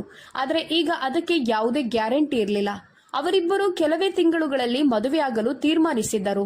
ಆದರೆ ಸತೀಶ್ ಅವರ ಸಾವು ಇದೆಲ್ಲವನ್ನು ಬದಲಾಯಿಸಿತ್ತು. ಸೂರ್ಯ ಬಯಸಿದ್ದರೂ ಇಲ್ಲದಿದ್ದರೂ ಅನಾಮಿಕ ಈಗ ಅವನ ಜೀವನದ ಒಂದು ಭಾಗವಾಗಿದ್ದಳು. ಅನಾಮಿಕ ಜೀವಂತವಾಗಿರುವಾಗ ಸೂರ್ಯ ನಿಶಾಳ ಜೊತೆ ಮದುವೆ ಆಗುವುದು ಅಸಾಧ್ಯವಾಗಿತ್ತು ಮತ್ತು ಅನಾಮಿಕಾಳಿಗೆ ಡೈವೋರ್ಸ್ ನೀಡುವುದು ಅವನ ಹಿಡಿತದಲ್ಲಿರಲಿಲ್ಲ. ಯಾಕಂದ್ರೆ ಅವನು ತನ್ನ ತಂದೆಗೆ ಕೊಟ್ಟ ಮಾತನ್ನು ಮರೆಯುವಂತಿರಲಿಲ್ಲ. ಮುಖ ಮರೆಮಾಚಿಕೊಂಡು ಬಂದು ಅನಾಮಿಕ ಸತೀಶ್ ಅವರಿಗೆ ಅಂತಿಮ ನಮನ ಸಲ್ಲಿಸಿದಳು. ಆದರೆ ಸೂರ್ಯ ಅವಳನ್ನು ಗುರುತಿಸಿದ್ದನು. ಆದರೂ ತನಗೆ ಅವಳ ಪರಿಚಯವಿಲ್ಲದಂತೆ ಅವಳನ್ನು ನಿರ್ಲಕ್ಷಿಸಿದನು. ಸೂರ್ಯನ ಮನೆಯಲ್ಲಿ ಪರಿಸ್ಥಿತಿ ತುಂಬಾ ಹದಗೆಟ್ಟಿತ್ತು. ಅವನ ತಾಯಿ, ತಂಗಿ ಮತ್ತು ತಮ್ಮ ಒಂದೇ ಸಮನೆ ಅಳುತ್ತಿದ್ದರು. ಸೂರ್ಯ ತನ್ನ ನೋವನ್ನು ಸಹಿಸಿಕೊಂಡು ಎಲ್ಲರಿಗೂ ಸಾಂತ್ವನ ಹೇಳುತ್ತಿದ್ದನು. ಮನೆಯ ಹಿರಿಯ ಮಗನಾಗಿ ತನ್ನೆಲ್ಲ ಕರ್ತವ್ಯಗಳನ್ನು ಪೂರೈಸುತ್ತಿದ್ದನು. ತನ್ನೊಳಗೆ ಕುಗ್ಗುತ್ತಿದ್ದರೂ ಸಹ ಅವನು ಇತರರನ್ನು ಚೆನ್ನಾಗಿ ನೋಡಿಕೊಳ್ಳುತ್ತಿದ್ದನು. ಹಾಗಿದ್ರೂ ಕೂಡ ಅವನು ಅನಾಮಿಕಾಳ ಬಗ್ಗೆ ಗಮನ ಹರಿಸಲಿಲ್ಲ. ಅವಳು ಹೇಗಿದ್ದಾಳೆಂದು ಅವನು ವಿಚಾರಿಸಲಿಲ್ಲ. ಅವಳ ಮನೆಗೆ ಹೋಗಿ ನೋಡಲಿಲ್ಲ. ಸತೀಶ್ ನಿಧನರಾಗಿ 8 ದಿನಗಳು ಕಳೆದಿದ್ದವು. ನಿಧಾನವಾಗಿ ಮನೆಯಲ್ಲಿ ಎಲ್ಲವೂ ಸಹಜ ಸ್ಥಿತಿಗೆ ಮರಳುತ್ತಿತ್ತು. ಆದರೆ ಸೂರ್ಯ ಅನಾಮಿಕ ಹೇಗೆ ಒಂಟಿಯಾಗಿ ಜೀವನ ಕಳೆಯುತ್ತಿದ್ದಾಳೆ ಎಂಬುದರ ಬಗ್ಗೆ ಕಾಳಜಿ ವಹಿಸಲಿಲ್ಲ. ಮೊದಲು ಸತೀಶ್ ಅವರು ಅವಳನ್ನು ನೋಡಿಕೊಳ್ಳುತ್ತಿದ್ದರು. ಈಗ ಅವರು ಹೋದ ನಂತರ ಅವಳನ್ನು ನೋಡಿಕೊಳ್ಳಲು ಯಾರೂ ಇರಲಿಲ್ಲ. ಸೂರ್ಯ ಅದನ್ನು ಲೆಕ್ಕಿಸಲಿಲ್ಲ. ಒಂದು ದಿನ ರಾತ್ರಿ ಅವನು ಮಲಗಿದ್ದಾಗ ತನಗೆ ಕಂಡ ಕನಸಿನಿಂದ ಎಚ್ಚೆತ್ತುಕೊಂಡನು. ಅವನು ಸ್ವತಃ ಸಮಾಧಾನ ಮಾಡಿಕೊಳ್ಳಲು ಪ್ರಯತ್ನಿಸಿದನು. ಆದರೆ ಅವನ ಹೃದಯಕ್ಕೆ ಅವನನ್ನು ನಿಯಂತ್ರಿಸಲಾಗಲಿಲ್ಲ. ಅವನ ಕನಸಿನಲ್ಲಿ ಅವನ ತಂದೆ ಕಾಣಿಸಿಕೊಂಡಿದ್ದರು. ಅವರು ತುಂಬಾ ಕೋಪದಲ್ಲಿದ್ದರು. ಅವನು ತನ್ನ ತಲೆಯನ್ನು ಹಿಡಿದುಕೊಂಡು ದುಃಖಿಸುತ್ತಾ ತನ್ನ ತಂದೆ ಕನಸಿನಲ್ಲಿ ಯಾಕೆ ನನ್ನನ್ನು ಗದರಿಸುತ್ತಿದ್ದಾರೆ ಎಂದು ಯೋಚಿಸುತ್ತಿದ್ದನು. ಇದ್ದಕ್ಕಿದ್ದಂತೆ ಅವನಿಗೆ ಅನಾಮಿಕಾಳ ನೆನಪಾಯಿತು. ಅವನು ಅವಳ ಬಗ್ಗೆ ವಿಚಾರಿಸಿರಲಿಲ್ಲ. ಸಾಯುವುದಕ್ಕೂ ಮೊದಲು ಸತೀಶ್ ಅವರು ಅವನಿಗೆ ಅನಾಮಿಕಾಳ ಫೋನ್ ನಂಬರ್ ಕೊಟ್ಟದ್ದನ್ನು ನೆನಪಿಸಿಕೊಂಡನು. ಆದರೆ ಆಗವನು ಅದನ್ನು ನಿರ್ಲಕ್ಷಿಸಿದ್ದನು. ಸೂರ್ಯ ಲೈಟ್ ಆನ್ ಮಾಡಿ ತನ್ನ ಮೊಬೈಲ್ ತೆಗೆದುಕೊಂಡು ಹಳೆಯ ಮೆಸೇಜ್ಗಳನ್ನು ಹುಡುಕತೊಡಗಿದನು. ಕಡೆಗೆ ಅನಾಮಿಕಾಳ ಫೋನ್ ನಂಬರ್ ಅವನಿಗೆ ಸಿಕ್ಕಿತ್ತು. ಅವನು ಆ ನಂಬರ್ಗೆ ಫೋನ್ ಕಾಲ್ ಮಾಡಿದನು. ಆದರೆ ಯಾರೂ ಕಾಲ್ ರಿಸೀವ್ ಮಾಡಲಿಲ್ಲ. ನಂತರ ನಿದ್ದೆಯಿಂದ ಎದ್ದು ಅನಾಮಿಕಾ ಹಲೋ ಎಂದು ಫೋನ್ ಎತ್ತಿದಳು. ಸೂರ್ಯ ಕೆಲವು ಕ್ಷಣ ಮೌನವಾಗಿದ್ದನು. ನೀನೆಲ್ಲಿದ್ಯಾ ಎಂದು ಕೇಳಿದನು. ದೀರ್ಘ ಮೌನದ ನಂತರ ಸೂರ್ಯ ಅನಾಮಿಕಾಳಿಗೆ 2 ಮಾತುಗಳನ್ನು ಕಠಿಣವಾಗಿ ಹೇಳಿದನು. ಅವಳು ಕಿವಿಯಿಂದ ಫೋನ್ ತೆಗೆದು ನೋಡಿದಳು. ನಂತರ ದೀರ್ಘವಾಗಿ ಉಸಿರು ತೆಗೆದುಕೊಂಡು ನಾನು ಮಾವ ನನಗೆ ಕೊಟ್ಟ ಮನೆಯಲ್ಲಿದ್ದೇನೆ ಎಂದು ಹೇಳಿದಳು. ಅವಳ ಧ್ವನಿಯಲ್ಲಿ ದುಃಖವಿತ್ತು. ಆದರೆ ಅವಳ ಮನಸ್ಸಿನಲ್ಲಿ ಸಮಾಧಾನವಿತ್ತು. ಯಾಕಂದ್ರೆ ಅದು ಅವಳು ವಾಸಿಸುವ ಏಕೈಕ ಸ್ಥಳವಾಗಿತ್ತು. ಅಲ್ಲಿ ಮೌನ ಮಾತ್ರ ಅವಳ ಜೊತೆಗಿತ್ತು. ಹಾಗಾದ್ರೆ ನೀನು ಅಲ್ಲಿ ಒಬ್ಬಂಟಿಯಾಗಿದ್ಯಾ ಎಂದು ತಲೆ ಕೆರೆದುಕೊಳ್ಳುತ್ತಾ ಅವನು ಕೇಳಿದನು. ಅವಳ ಜೊತೆ ಆ ರೀತಿ ಮಾತನಾಡಲು ಅವನಿಗೆ ಇಷ್ಟವಿರಲಿಲ್ಲ. ಹೌದು, ನಾನು ಒಬ್ಬಂಟಿಯಾಗಿದ್ದೇನೆ ಎಂದು ಅವಳು ಉತ್ತರಿಸಿದಳು. ಸರಿ, ಹಾಗಾದ್ರೆ ನಿನ್ಗೆ ನಮ್ಮ ಮನೆಯಲ್ಲಿ ಉಳಿದುಕೊಳ್ಳಲು ವ್ಯವಸ್ಥೆ ಮಾಡುತ್ತೇನೆ ಎಂದು ಹೇಳಿ ಅವನು ಫೋನ್ ಕಟ್ ಮಾಡಿದನು. ಅವಳು ಈಗ ಅವನ ಹೆಂಡತಿ ಮತ್ತು ಅವಳು ಅವನ ಜವಾಬ್ದಾರಿ ಎಂದು ತನ್ನ ತಾಯಿಗೆ ಹೇಗೆ ವಿವರಿಸಬೇಕೆಂದು ಅವನಿಗೆ ಅರ್ಥವಾಗಲಿಲ್ಲ. ಅವನ ತಂದೆ ಸಾಯುವುದಕ್ಕಿಂತ ಮೊದಲು ಅವನ ಜೀವನವನ್ನು ತುಂಬಾ ಸಂಕೀರ್ಣಗೊಳಿಸಿದ್ದರು. ಮರುದಿನ ಬೆಳಗ್ಗೆ ಅವನು ಆಫೀಸಿಗೆ ಹೋಗುವ ಬದಲು ಅನಾಮಿಕ ಇರುವ ಅಪಾರ್ಟ್ಮೆಂಟ್ಗೆ ಬಂದನು. ಅವನ ತಂದೆ ಅಪಾರ್ಟ್ಮೆಂಟ್ನ ಅಡ್ರೆಸ್ ಅನ್ನು ಅವನಿಗೆ ಮೊದಲೇ ಹೇಳಿದ್ದರು. ಅವರು ಎಲ್ಲ ಮಾಹಿತಿಯನ್ನು ಫೈಲ್ ರೂಪದಲ್ಲಿ ಸೂರ್ಯನಿಗೆ ಹಸ್ತಾಂತರಿಸಿದ್ದರು. ಹಿಂದಿನ ದಿನವೇ ವಕೀಲರು ಅದನ್ನು ಸೂರ್ಯನ ಕೈಯಲ್ಲಿ ಕೊಟ್ಟಿದ್ದರು. ಅದರಲ್ಲಿ ಸತೀಶ್ ಅವರ ಆಸ್ತಿಯ ಒಂದು ಭಾಗವನ್ನು ಅನಾಮಿಕಾಳ ಹೆಸರಿಗೆ ಬರೆಯಲಾಗಿತ್ತು. ಆದರೆ ಅದನ್ನು ಅನಾಮಿಕಾ ನಿರಾಕರಿಸಿದ್ದಳು. ಜೀವನದಲ್ಲಿ ಅವಳನ್ನು ಬಲಪಡಿಸಲು ಅವಳಿಗೆ ಆಸ್ತಿಯಲ್ಲಿ ಪಾಲು ಕೊಡುವುದು ಅವರಿಗೆ ಅನಿವಾರ್ಯವಾಗಿತ್ತು. ತನ್ನ ತಂದೆಗೆ ಕೊಟ್ಟ ಮಾತನ್ನು ಉಳಿಸಿಕೊಳ್ಳಲು ಸೂರ್ಯನು ಬಯಸಿದ್ದನು. ಸೂರ್ಯ ಅನಾಮಿಕಾಳ ಮನೆಯ ಡೋರ್ ಬೆಲ್ ಒತ್ತಿದನು. ಸ್ವಲ್ಪ ಸಮಯದ ನಂತರ ಅನಾಮಿಕಾ ಬಾಗಿಲು ತೆರೆದಳು. ಅವಳು ತುಂಬಾ ಸುಸ್ತಾದಂತೆ ಕಾಣಿಸುತ್ತಿದ್ದಳು. ಅವಳ ತುಟಿಗಳು ಒಣಗಿ ಒಡೆದು ಹೋಗಿತ್ತು. ಸೂರ್ಯ ಮೊದಲ ಬಾರಿಗೆ ಅವಳ ಮುಖವನ್ನು ಸೂಕ್ಷ್ಮವಾಗಿ ನೋಡಿದನು. ಏನಾಗಿದೆ ನಿನ್ಗೆ ಎಂದು ಕೇಳುತ್ತಾ ಪ್ಯಾಂಟಿನ ಜೇಬಿನೊಳಗೆ ಕೈ ಹಾಕಿಕೊಂಡು ಮನೆಯೊಳಗೆ ಹೋದನು. ನನಗೆ ಜ್ವರ ಬಂದಿತ್ತು ಎಂದು ಅವಳು ಮೆಲ್ಲನೆ ಹೇಳಿದಳು. ಸೂರ್ಯ ಸೋಫಾದಲ್ಲಿ ಕುಳಿತುಕೊಂಡಾಗ ಅವಳು ಕುಡಿಯಲು ಒಂದು ಗ್ಲಾಸ್ ನೀರನ್ನು ಕೊಟ್ಟಳು. ಅವನು ಗ್ಲಾಸ್ ತೆಗೆದುಕೊಂಡು ಟೇಬಲ್ ಮೇಲಿಟ್ಟು ಅಪಾರ್ಟ್ಮೆಂಟ್ ಸುತ್ತಲೂ ನೋಡಲು ಪ್ರಾರಂಭಿಸಿದನು. ನೋಡು, ನಾನು ಸ್ಪಷ್ಟವಾಗಿ ಮತ್ತು ನೇರವಾಗಿ ಹೇಳುತ್ತಿದ್ದೇನೆ. ನಿನ್ನ ತಾಯಿಯನ್ನು ಕಂಡ್ರೆ ನನ್ನ ತಾಯಿಗೆ ಇಷ್ಟವಾಗುತ್ತಿರಲಿಲ್ಲ ಎಂಬುದು ನಿನಗೆ ಚೆನ್ನಾಗಿ ತಿಳಿದಿದೆ. ಆದರೆ ಈಗ ನೀನು ನನ್ನ ಹೆಂಡತಿಯಾಗಿರೋದ್ರಿಂದ ಅಪ್ಪನ ಮಾತನ್ನು ಉಳಿಸಿಕೊಳ್ಳಲು ನಾನು ನಿನ್ನನ್ನು ಮನೆಗೆ ಕರೆದುಕೊಂಡು ಹೋಗುತ್ತಿದ್ದೇನೆ. ಆದರೆ ಅಮ್ಮ ನಿನ್ನನ್ನು ಮನೆಗೆ ಪ್ರವೇಶಿಸಲು ಬಿಡೋದಿಲ್ಲ. ಅದಕ್ಕಾಗಿ ನೀನು ಮನೆಯ ಗೆಸ್ಟ್ ಹೌಸ್ನಲ್ಲಿ ಇರಬೇಕು. ಇದಕ್ಕೆ ನೀನು ಒಪ್ಪಿಕೊಳ್ಬೇಕು ಎಂದು ಸಿಹಿಯಾದ ಕಲಬೆರಕೆ ಇಲ್ಲದೆ ನೇರವಾಗಿ ಮಾತನಾಡಿ ಮುಗಿಸಿದನು. ಅನಾಮಿಕ ಏನು ಹೇಳಬೇಕೆಂದು ತಿಳಿಯದೆ ಗೊಂದಲದಲ್ಲಿದ್ದಳು. ಆದ್ರೆ ನಾನು ನಿನ್ನ ಜೊತೆ ಇರೋದಿಲ್ಲ ಎಂದು ತಲೆ ಎತ್ತಿ ಅವನ ಕಡೆ ನೋಡಿ ಹೇಳಿದಳು. ಅವನು ಆಶ್ಚರ್ಯದಿಂದ ಅವಳನ್ನು ನೋಡಿದನು. ಈ ಹುಡುಗಿ ತುಂಬಾ ಕನಸುಗಳನ್ನು ಕಂಡಿದ್ದಳು. ಆದರೆ ಅವನಿಗೆ ಅದನ್ನು ಪೂರೈಸುವ ಉದ್ದೇಶವಿರಲಿಲ್ಲ. ಸ್ವಲ್ಪ ಸಮಯದ ನಂತರ ಅವನು ತಲೆ ಆಡಿಸಿದನು. ನಾನು ಈಗಾಗಲೇ ನಿಶಾಳನ್ನು ಪ್ರೀತಿ ಮಾಡ್ತಿದ್ದೇನೆ. ಹಾಗಾಗಿ ನಾನು ನಿನ್ನ ಜೊತೆ ಗಂಡನಾಗಿರಲು ಬಯಸೋದಿಲ್ಲ. ನೀನು ನಮ್ಮಿಬ್ಬರಿಗೂ ನೆಮ್ಮದಿ ಕೊಡುವ ಹಾಗೆ ಬದುಕಬೇಕು. ನಿನ್ನ ವಸ್ತುಗಳನ್ನೆಲ್ಲ ಪ್ಯಾಕ್ ಮಾಡಿಕೊ. ಸಂಜೆ ಬಂದು ನಾನು ಕರೆದುಕೊಂಡು ಹೋಗುತ್ತೇನೆ. ನೀನು ನನ್ನ ತಾಯಿಯನ್ನು ಸಹಿಸಿಕೊಳ್ಳಬೇಕಾಗುತ್ತದೆ. ಯಾಕಂದ್ರೆ ಈ ಮದುವೆಗೆ ನಮ್ಮಿಬ್ಬರ ಒಪ್ಪಿಗೆ ಇರಲಿಲ್ಲ ಎಂದು ಹೇಳಿ ಸೋಫಾದಿಂದ ಎದ್ದನು. ಈ ವಿಷಯದಲ್ಲಿ ಅವನು ದೂರವಾಗುವಂತೆ ಭುಜ ಕುಗ್ಗಿಸಿಕೊಂಡು ಮನೆಯಿಂದ ಹೊರಟು ಹೋದನು. ಅವನ ಕಾರು ಕಣ್ಮರೆಯಾಗುವವರೆಗೂ ಅವಳು ಅವನನ್ನು ನೋಡುತ್ತಾ ನಿಂತಳು. ಅವನ ನಿರ್ಧಾರದ ಬಗ್ಗೆ ಅಳಬೇಕು, ಸಂತೋಷ ಪಡಬೇಕು ಎಂದು ಅವಳಿಗೆ ಅರ್ಥವಾಗಲಿಲ್ಲ. ಅವಳು ಒಂದು ಸಣ್ಣ ಬ್ಯಾಗಿನಲ್ಲಿ ತನ್ನ ವಸ್ತುಗಳನ್ನು ಜೋಡಿಸಿಟ್ಟುಕೊಂಡಳು. ಸಂಜೆ ಸೂರ್ಯ ಬಂದು ಅದನ್ನೆತ್ತಿಕೊಂಡು ಕಾರಿನಲ್ಲಿ ಬಂದು ಕುಳಿತನು. ಸೀಟ್ ಬೆಲ್ಟ್ ಹಾಕುತ್ತಾ ಅವನು ಅನಾಮಿಕಾಳ ಕಡೆ ನೋಡಿದನು. ಅವನವಳಿಗೆ ಸೀಟ್ ಬೆಲ್ಟ್ ಹಾಕಿಕೊ ಎಂದು ಹೇಳಿದಾಗ ಏನೂ ತಿಳಿಯದಂತೆ ಅವನನ್ನು ನೋಡಿದಳು. ಯಾಕಂದ್ರೆ ಅವಳು ಯಾವತ್ತೂ ಕಾರಿನಲ್ಲಿ ಪ್ರಯಾಣಿಸಿರ್ಲಿಲ್ಲ. ಆದ್ದರಿಂದ ಅವಳಿಗೆ ಸೀಟ್ ಬೆಲ್ಟ್ ಹಾಕಲು ತಿಳಿದಿರಲಿಲ್ಲ. ಸೀಟ್ ಬೆಲ್ಟ್ ಹಾಕು ಎಂದು 2ನೇ ಬಾರಿ ಹೇಳಿದಾಗ ಅವಳು ನಾಚಿಕೆಯಿಂದ ತಲೆ ತಗ್ಗಿಸಿದಳು. ಹೇ ಹುಡುಗಿ, ಇದನ್ನು ಹಾಕು ಅಂತ ಅವನು ಕೋಪದಿಂದ ಹೇಳಿದನು. ಆಗ ಅವಳು ಅವನನ್ನು ನೋಡಿ ನಾಚಿಕೆಯಿಂದ ನೀನು ಹೇಗೆ ಹಾಕಿದೆ ಎಂದು ಕೇಳಿದಳು. ಅವಳು ಎಷ್ಟು ಮುಗ್ಧವಾಗಿ ಕೇಳಿದ್ದಳೆಂದರೆ ಸೂರ್ಯ ಅವಳನ್ನು ನೋಡುತ್ತಲೇ ಇದ್ದನು. ಅವನು ಅವಳನ್ನು ನಿರಂತರವಾಗಿ ನೋಡುತ್ತಿರೋದ್ರಿಂದ ಅವಳು ಇನ್ನಷ್ಟು ಮುಜುಗರಕ್ಕೊಳಗಾದಳು. ಅವಳು ಸೀಟ್ ಬೆಲ್ಟ್ ಅನ್ನು ಅಲ್ಲಿ ಇಲ್ಲಿ ಎಳೆಯುತ್ತಾ ಅದನ್ನು ಹಾಕಿಕೊಳ್ಳಲು ಪ್ರಯತ್ನಿಸುತ್ತಿದ್ದಳು. ಆದರೆ ಅವಳಿಂದ ಸೀಟ್ ಬೆಲ್ಟ್ ಹಾಕಲು ಆಗಿರ್ಲಿಲ್ಲ. ಇದನ್ನು ನೋಡಿದ ಸೂರ್ಯನಿಗೆ ತುಂಬಾ ಕಿರಿಕಿರಿಯಾಯಿತು. ಅವನು ಅವಳ ಮೇಲೆ ಒರಗಿ ಸೀಟ್ ಬೆಲ್ಟ್ ತೆಗೆದು ಸರಿಯಾಗಿ ಜೋಡಿಸಿದನು. ನಂತರ ಕೋಪದಿಂದ ಅಪ್ಪ ಎಂಥ ಮೂರ್ಖಳನ್ನು ನನಗೆ ಕಟ್ಟಿಬಿಟ್ಟಿದ್ದಾರೆ ಎಂದು ಹೇಳಿದನು. ಅವನು ಕೋಪದಿಂದ ತನ್ನೊಳಗೆ ಕುದಿಯುತ್ತಿದ್ದನು. ಆದರೆ ಅನಾಮಿಕಾ ಹೃದಯ ಮತ್ತು ಉಸಿರನ್ನು ಬಿಗಿಯಾಗಿ ಹಿಡಿದು ಕುಳಿತುಕೊಂಡಿದ್ದಳು. ಸೂರ್ಯ ಹತ್ರದಲ್ಲಿರುವ ಕಾರಣ ಅವಳ ಹೃದಯ ವೇಗವಾಗಿ ಬಡಿಯುತ್ತಿತ್ತು. ಸೂರ್ಯ ಅವಳ ಕೆಂಪಾದ ಮುಖವನ್ನು ಒಮ್ಮೆ ತಿರುಗಿ ನೋಡಿ, ಹುಚ್ಚು ಹುಡುಗಿ, ಯಾಕೆ ನಾಚಿಕೆ ಪಡ್ತಿದ್ಯಾ? ನೀನು ತುಂಬಾ ವಿಚಿತ್ರವಾಗಿ ಆಡ್ತಿದ್ಯಾ ಎಂದು ಹೇಳಿ ಡ್ರೈವಿಂಗ್ ಕಡೆ ಗಮನ ಹರಿಸಿದನು. ಪ್ರಯಾಣ ಮೌನವಾಗಿ ಸಾಗುತ್ತಿತ್ತು. ಕೆಲ ಹೊತ್ತಿನಲ್ಲಿ ಅವರು ಮೈನ್ ರೋಡ್ ಬಂದು ತಲುಪಿದರು. ವೇಗವಾಗಿ ಹೋಗುತ್ತಿದ್ದ ಕಾರಿನ ಒಳಗೆ ವೇಗವಾಗಿ ಬೀಸುವ ಗಾಳಿಯ ಶಬ್ದವು ಕೇಳಿಸುತ್ತಿತ್ತು. ಸಂಜೆ ಹೊತ್ತು ಸೂರ್ಯ ಮುಳುಗುವ ದೃಶ್ಯವು ಸುಂದರವಾಗಿತ್ತು. ಅವಳು ತನ್ನ ಬಾಳ ಸಂಗಾತಿಯೊಂದಿಗೆ ಇದೇ ಮೊದಲನೇ ಬಾರಿ ಪ್ರಯಾಣಿಸುತ್ತಿದ್ದಳು. ಅವಳು ಕದ್ದು ಮುಚ್ಚಿ ಆಗಾಗ ಸೂರ್ಯನ ಕಡೆ ನೋಡುತ್ತಿದ್ದಳು. ಆದರೆ ಅವನು ಅವಳನ್ನು ಲೆಕ್ಕಿಸದೆ ಗಾಡಿ ಓಡಿಸುತ್ತಿದ್ದನು. ಕಾರಿನಿಂದ ಹೊರಗೆ ನೋಡುತ್ತಿದ್ದಾಗ ಅವಳ ಮನಸ್ಸಿಗೆ ತುಂಬಾ ಸಂತೋಷವಾಗುತ್ತಿತ್ತು. ತನ್ನ ತಾಯಿ ಮತ್ತು ಮಾವನ ಸಾವಿನ ಆಘಾತದಿಂದ ಅವಳು ತುಂಬಾನೇ ಕುಗ್ಗಿ ಹೋಗಿದ್ದಳು. ಈಗ ಅವಳ ಆರೋಗ್ಯ ಸ್ವಲ್ಪ ಸುಧಾರಿಸಿತು. ಅವಳು ತನ್ನ ದೇಹವನ್ನು ಸಂಪೂರ್ಣವಾಗಿ ಮುಚ್ಚುವ ಸಲ್ವಾರ್ ಹಾಕಿಕೊಂಡು ದುಪ್ಪಟ್ಟಾದಿಂದ ಮೈಯನ್ನು ಸುತ್ತಿಕೊಂಡಿದ್ದಳು. ಮೇಕಪ್ ಇಲ್ಲದೆ ಸ್ವಚ್ಛವಾದ ಮುಖದೊಂದಿಗೆ ಸರಳವಾಗಿ ಸುಂದರವಾಗಿ ಕಾಣುತ್ತಿದ್ದಳು. ಅವಳೀಗ ಆಧುನಿಕ ಪ್ರಪಂಚವನ್ನು ಪ್ರವೇಶಿಸುತ್ತಿದ್ದಳು. ಕಾರು ಬಂದು ಮನೆಯ ಮುಂದೆ ನಿಂತಿತು.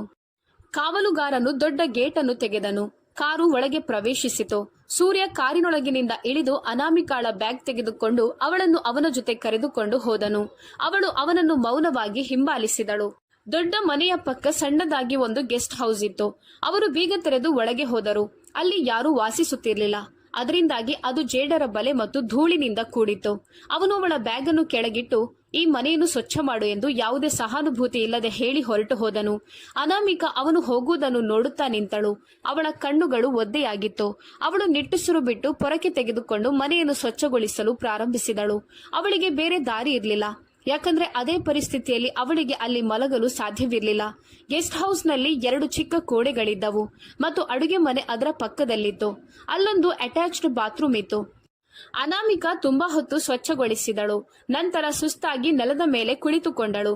ಸ್ವಲ್ಪ ಸಮಯದ ನಂತರ ಕೆಲಸವನ್ನು ಪೂರ್ಣಗೊಳಿಸಿ ಸ್ನಾನ ಮಾಡಿ ಫ್ರೆಶ್ ಆದಳು. ಅವಳಿಗೆ ಹಸಿವಾಗಿತ್ತು.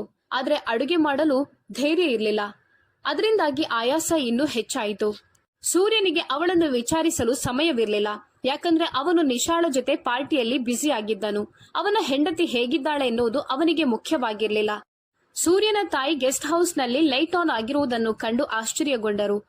ಅವರಿಗೆ ಏನೋ ವಿಚಿತ್ರ ಎಂದೆನಿಸಿ ಕಿಟಕಿಯ ಬಳಿ ಬಂದು ಗೆಸ್ಟ್ ಹೌಸ್ ಅನ್ನು ನೋಡಿದಾಗ ಬೀಗ ತೆಗೆದಿತ್ತು. ಕುತೂಹಲದಿಂದ ಅವರ ಕಣ್ಣುಗಳು ಅರಳಿದವು. ಅವರು ಬಂದು ಗೆಸ್ಟ್ ಹೌಸಿನ ಬಾಗಿಲನ್ನು ಜೋರಾಗಿ ತಟ್ಟಿದರು. ಅಷ್ಟರಲ್ಲಿ ಕಾವಲುಗಾರ ಬಂದು ಆ ಹುಡುಗಿ ಮಲಗಿರ್ಬೇಕು ಮೇಡಮ್ ಎಂದು ಹೇಳಿದನು. ಯಾವ ಹುಡುಗಿ ಎಂದು ಸೂರ್ಯನ ತಾಯಿ ನಂದಿನಿ ಅವರು ತನ್ನ ಕೂದಲನ್ನು ಸರಿ ಮಾಡುತ್ತಾ ಜೋರಾಗಿ ಕೇಳಿದರು. ಅವರಿಗೆ ಗೊತ್ತಿರುವಂತೆ ಗೆಸ್ಟ್ ಹೌಸ್ ಹಲವು ತಿಂಗಳುಗಳಿಂದ ಖಾಲಿಯಾಗಿತ್ತು. ಕರ್ತವ್ಯದಲ್ಲಿದ್ದ ಕಾವಲುಗಾರನು, ಮೇಡಮ್, ಸೂರ್ಯ ಸರ್ ಒಬ್ಬ ಹುಡುಗಿಯನ್ನು ಕರೆದುಕೊಂಡು ಬಂದಿದ್ದಾರೆ ಮತ್ತು ಆ ಹುಡುಗಿ ಇಲ್ಲಿ ವಾಸಿಸುತ್ತಿದ್ದಾರೆ ಎಂದು ಹೇಳಿದನು. ನಂದಿನಿ ಅವರ ಕಣ್ಣುಗಳು ಆಶ್ಚರ್ಯದಿಂದ ಅರಳಿದವು. ಯಾಕಂದ್ರೆ ಸೂರ್ಯ ಇದುವರೆಗೂ ಯಾವ ಹುಡುಗಿಯನ್ನು ಮನೆಗೆ ಕರೆ ತಂದಿರಲಿಲ್ಲ. ಆದ್ರೆ ನಿಶಾಳ ಜೊತೆ ಹೊರಗೆ ತುಂಬಾ ಒಳ್ಳೆಯ ಸ್ನೇಹಿತನಾಗಿದ್ದಾನೆಂದು ಅವರಿಗೆ ತಿಳಿದಿತ್ತು. ಆದ್ರೆ ಇದನ್ನೆಲ್ಲ ಮನೆಯ ಹೊಸ್ತಿಲ ಹೊರಗಡೆನೆ ಇಟ್ಟುಕೊಂಡಿದ್ದನು. ಯಾರ ಆ ಹುಡುಗಿ ಎಂದು ಅವರು ಹುಬ್ಬೇರಿಸುತ್ತಾ ಕೇಳಿದರು. ನನ್ಗೆ ಗೊತ್ತಿಲ್ಲ ಮೇಡಮ್, ಸೂರ್ಯ ಸರ್ ಅವರನ್ನು ಇಲ್ಲಿ ಬಿಟ್ಟು ಹೋಗಿದ್ದಾರೆ ಎಂದು ಕಾವಲುಗಾರ ಭಯದಿಂದ ಉತ್ತರಿಸಿದನು. ಸರಿ, ಬಾಗಿಲು ತಟ್ಟು. ನಾನು ಆ ಹುಡುಗಿಯನ್ನು ಯಾರು ಏನು ಅಂತ ವಿಚಾರಿಸುತ್ತೇನೆ ಎಂದು ನಂದಿನಿ ಅವರು ಹೇಳಿದರು. ಕಾವಲುಗಾರ ಭಯದಿಂದ ಡೋರ್ ಬೆಲ್ ಒತ್ತಿದ್ದನು. ಒಳಗೆ ಮಲಗಿದ್ದ ಅನಾಮಿಕಾ ಗಾಬರಿಯಿಂದ ಎಚ್ಚರಗೊಂಡಳು. ಭಯದಿಂದ ನಡುಗುತ್ತಾ ಅವಳು ದುಪ್ಪಟ್ಟಾವನ್ನು ಸರಿ ಮಾಡಿಕೊಂಡು ಬಾಗಿಲು ತೆರೆದಳು. ನೋಡಿದ್ರೆ ಒಬ್ಬ ನಿಷ್ಠುರ ಮುಖದ ಮಹಿಳೆ ಮತ್ತು ಮನೆಯ ಕಾವಲುಗಾರ ನಿಂತಿದ್ದರು. ನಂದಿನಿ ಅವಳನ್ನು ತಲೆಯಿಂದ ಕಾಲಿನವರೆಗೆ ನೋಡಿದರು. ಅವಳ ಡ್ರೆಸ್ ಮತ್ತು ಮುಖವನ್ನು ನೋಡಿ ಮಧ್ಯಮ ವರ್ಗದ ಹುಡುಗಿ ಅಂತ ತಿಳಿದುಕೊಂಡರು. ಕೋಪದಿಂದ ಅವರ ಹಣೆಯು ಸುಕ್ಕುಗಟ್ಟಿತು. ಸೂರ್ಯ ಮತ್ತು ಈ ಹುಡುಗಿ ಎಂದು ಅವರು ತನ್ನ ಮನಸ್ಸಿನಲ್ಲಿ ಯೋಚಿಸಲಾರಂಭಿಸಿದ್ರು. ಸೂರ್ಯ ತನ್ನ ಸಮುದಾಯವಲ್ಲದ ಹುಡುಗಿಯ ಜೊತೆ ಯಾವತ್ತೂ ಸ್ನೇಹ ಬೆಳೆಸಿರ್ಲಿಲ್ಲ. ಹಾಗಾದ್ರೆ ಈ ಹುಡುಗಿಯನ್ನು ಅವನು ಇಲ್ಲಿಗೆ ಯಾಕೆ ಕರೆದು ತಂದ? ಈ ಹುಡುಗಿ ಯಾರು ಎಂದು ಅಂದುಕೊಳ್ಳುತ್ತಾ ಅನಾಮಿಕಾಳ ಹತ್ತಿರ ಹೋಗಿ, ಹೇ ಹುಡುಗಿ, ನೀನ್ ಯಾರು ಎಂದು ಅವಳ ಕೈಯನ್ನು ಗಟ್ಟಿಯಾಗಿ ಬಿಗಿದು ಹಿಡಿದರು. ನೋವಿನಿಂದ ಅನಾಮಿಕಾ ನರಳಿದಳು. ಅವಳ ಕಣ್ಣುಗಳಿಂದ ಕಣ್ಣೀರು ಹರಿಯುತ್ತಿತ್ತು. ನಾನು ಅನಾಮಿಕಾ ಎಂದು ಅವಳು ಅಳುತ್ತಾ ಹೇಳಿದಳು. ಅವಳ ಧ್ವನಿಯಲ್ಲಿ ಭಯ ಮತ್ತು ಅಸಹಾಯಕತೆ ಎರಡೂ ತುಂಬಿತ್ತು. ಅನಾಮಿಕಾ ಯಾರು ಎಂದು ಹೇಳಿ ಅವರು ತನ್ನ ಹಣೆಯನ್ನು ಒತ್ತುತ್ತಾ ಭುಜದ ಹಿಡಿತವನ್ನು ಬಿಗಿಗೊಳಿಸಿದರು. ಅವಳು ನೋವಿನಿಂದ ನರಳಿದಳು. ಅವಳಿಗೆ ಏನು ಉತ್ತರಿಸಬೇಕೆಂದು ತಿಳಿದಿರಲಿಲ್ಲ. ಸೂರ್ಯ ಅವಳ ಬಗ್ಗೆ ಏನು ಹೇಳಿದ್ದಾನೆಂದು ಅವಳಿಗೆ ಗೊತ್ತಿರಲಿಲ್ಲ. ಸೂರ್ಯ ಅವಳ ಜೊತೆಗಿನ ಸಂಬಂಧವನ್ನು ತನ್ನ ತಾಯಿಗೆ ಹೇಳಿದ್ದಾನೋ ಇಲ್ಲವೋ ಎಂದು ಅವಳಿಗೆ ತಿಳಿದಿರಲಿಲ್ಲ. ಒಂದು ವೇಳೆ ಅವಳು ಇರುವ ಸತ್ಯವನ್ನು ಹೇಳಿದ್ರೆ ಅದರಿಂದ ಅವನಿಗೆ ತೊಂದರೆ ಆಗಬಹುದೆಂದು ಅಂದುಕೊಂಡು ಸುಮ್ಮನಾದಳು. ಹೇ ಹುಡುಗಿ, ನೀನ್ ಯಾರು? ಯಾಕೆ ಮೌನವಾಗಿದ್ಯಾ? ಇಲ್ಲಿ ನೀನೇನ್ ಮಾಡ್ತಿದ್ಯಾ? ನನ್ನ ಮಗನಿಗೂ ನಿನ್ಗೂ ಏನು ಸಂಬಂಧ ಎಂದು ಅವರು ಪ್ರಶ್ನೆಗಳ ಸುರಿಮಳೆ ಸುರಿಸುತ್ತಿದ್ದರು. ಅನಾಮಿಕಾಳ ತುಟಿಗಳು ನಡುಗಿದವು. ಅವಳು ಇನ್ನೇನು ಮಾತನಾಡಬೇಕು ಅನ್ನುವಷ್ಟರಲ್ಲಿ ಹಿಂದಿನಿಂದ ಸೂರ್ಯನ ಧ್ವನಿ ಕೇಳಿಸಿತು. ಅಮ್ಮ, ನಾನ್ ನಿನ್ ಜೊತೆ ಮಾತನಾಡ್ಬೇಕು. ಹಿಂದಿನಿಂದ ಸೂರ್ಯನ ಧ್ವನಿ ಕೇಳಿ ನಂದಿನಿ ಅವರು ಹಿಂದೆ ತಿರುಗಿ ನೋಡಿದರು. ಏನ್ ಮಾತನಾಡ್ಬೇಕು? ಯಾರೀ ಹುಡುಗಿ?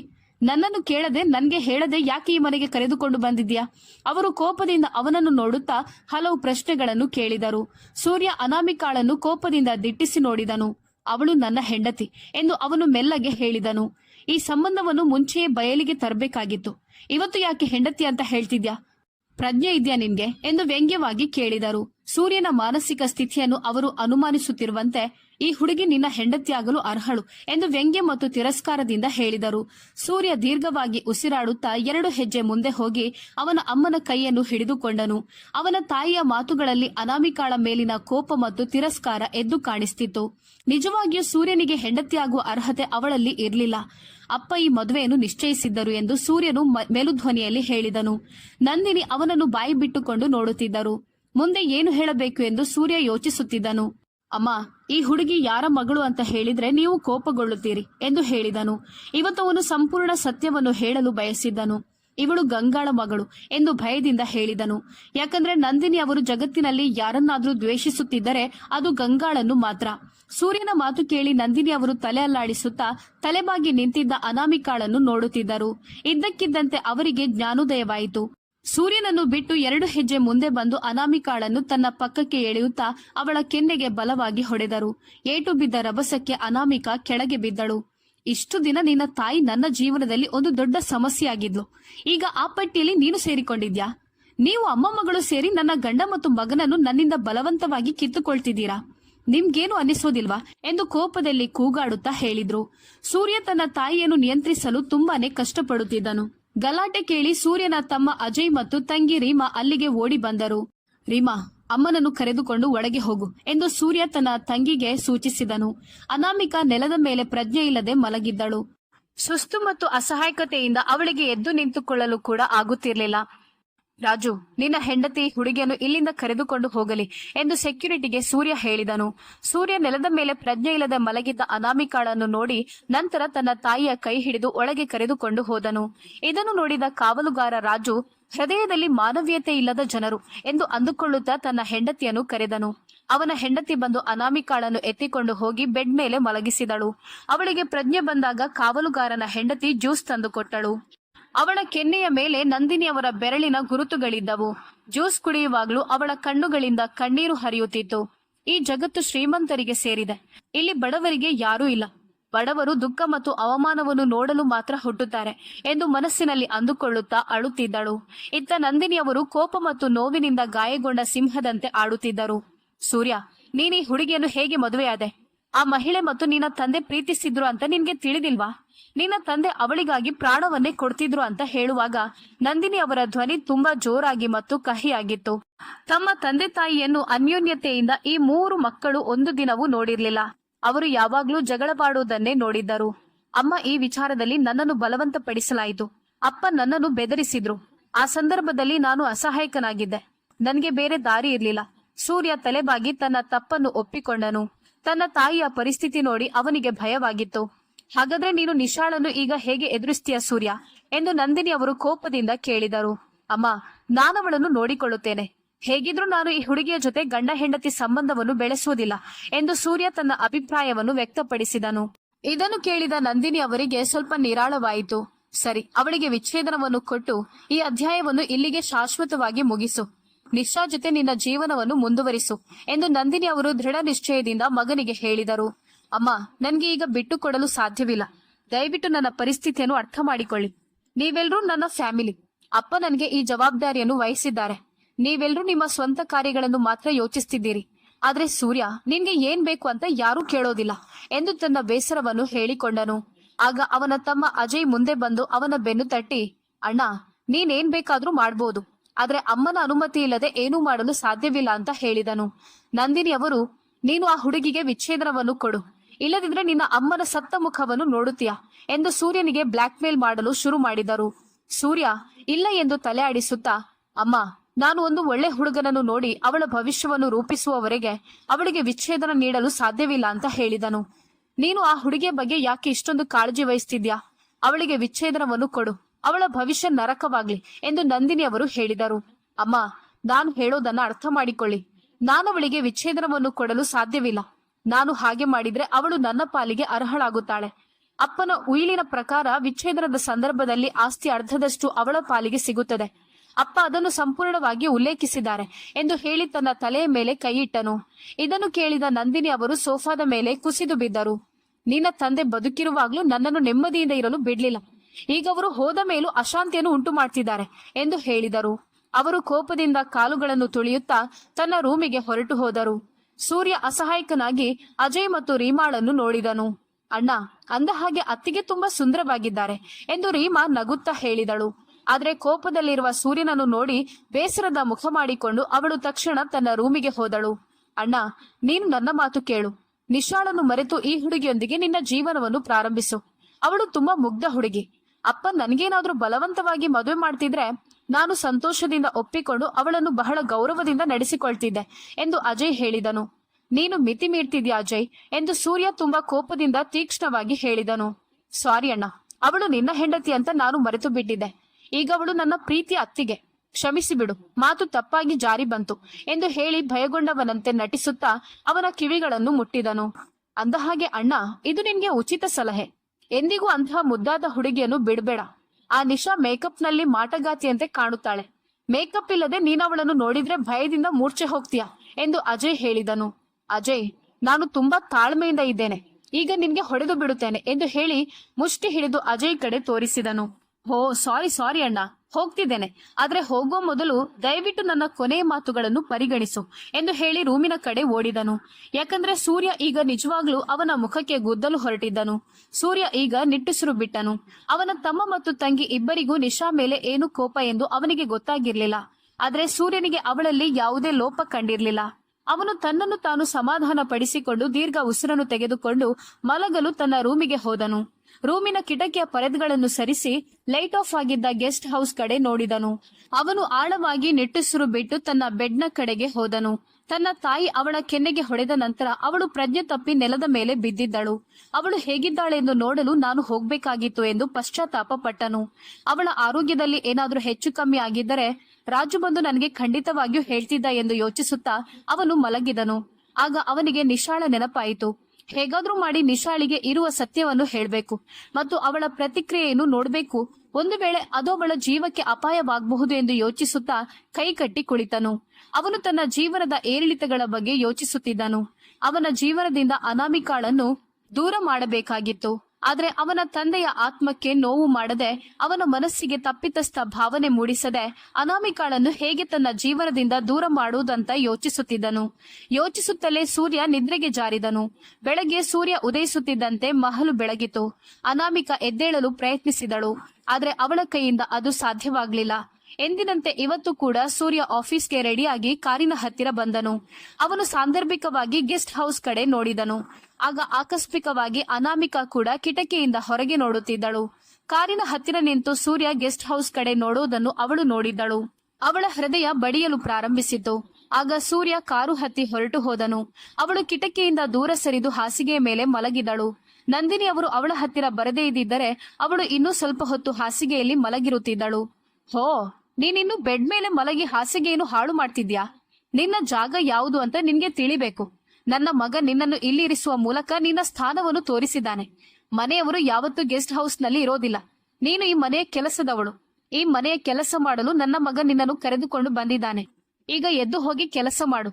ಅಜಯ್ ಮತ್ತು ರೀಮಾಳಿಗೆ ಬೆಳಗಿನ ತಿಂಡಿಯನ್ನು ತಯಾರಿಸಿಕೊಡು. ಅವರಿಬ್ರು ಕಾಲೇಜಿಗೆ ಹೋಗ್ಬೇಕು ಎಂದು ಕೋಪದಿಂದ ಹೇಳಿದರು. ಅನಾಮಿಕಾ ಈಗ ಎದ್ದೇಳಲೇಬೇಕಾಯಿತು. ನಂದಿನಿ ಅವರ ಕೋಪ ರಾತ್ರಿ ಇಡೀ ಲಾವಾದಂತೆ ಕುದಿಯುತ್ತಿತ್ತು. ಈಗ ಸೂರ್ಯ ಆಫೀಸ್ಗೆ ಹೋದ ಕೂಡಲೇ ಅದು ಅನಾಮಿಕಾಳ ಮೇಲೆ ಬಿಡುಗಡೆಯಾಯಿತು.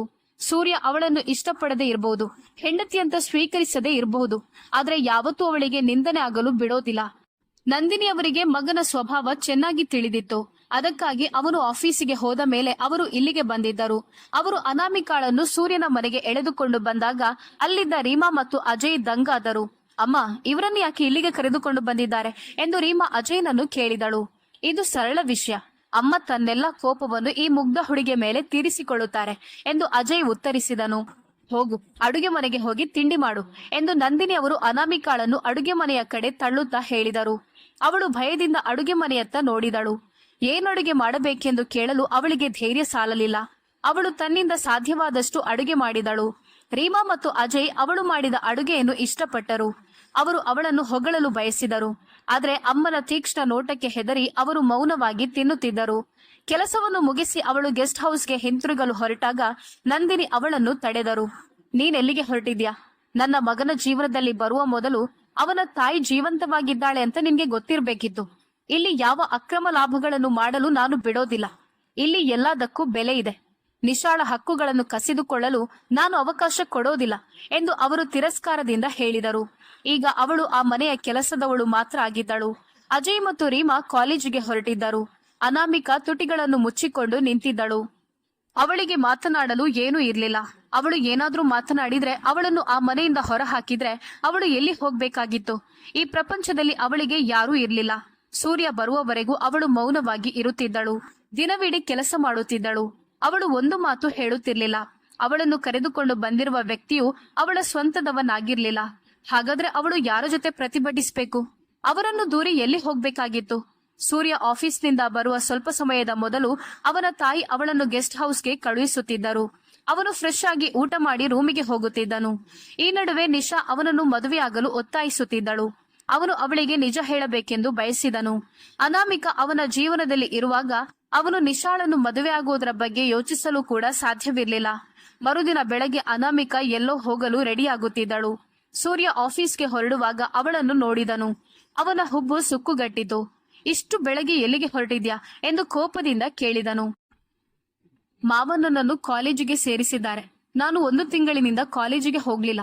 ಈಗ ಎಕ್ಸಾಮ್ ಹತ್ತಿರ ಬರ್ತಿದೆ, ಆದ್ದರಿಂದ ನಾನು ಕಾಲೇಜಿಗೆ ಹೊರಟಿದ್ದೇನೆ ಎಂದು ಉತ್ತರಿಸಿದಳು. ಸೂರ್ಯ ಆಶ್ಚರ್ಯದಿಂದ ಅವಳನ್ನು ತಲೆಯಿಂದ ಕಾಲಿನವರೆಗೆ ನೋಡಿದನು. ಅವಳು ಅವನ ಕಣ್ಣಿಗೆ ಅವಿದ್ಯಾವಂತೆಯಂತೆ ಕಾಣುತ್ತಿದ್ದಳು.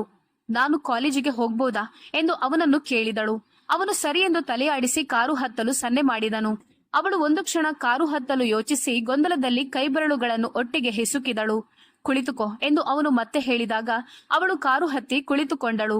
ಆದ್ರೆ ಅವಳು ಇನ್ನೂ ತನ್ನ ಕೈಗಳನ್ನು ಒಟ್ಟಿಗೆ ಉಜ್ಜುತ್ತಿದ್ದಳು. ಅವಳಿಗೆ ಏನು ಮಾಡಬೇಕೆಂದು ತೋಚಲಿಲ್ಲ.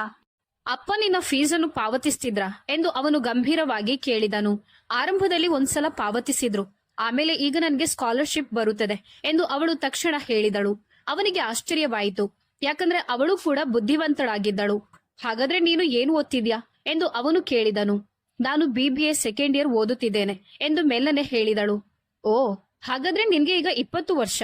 ಅವನು ಆಶ್ಚರ್ಯದಿಂದ ಕೇಳಿದನು. ಹೌದು ಎಂದು ಅವಳು ತಲೆ ಆಡಿಸಿದಳು.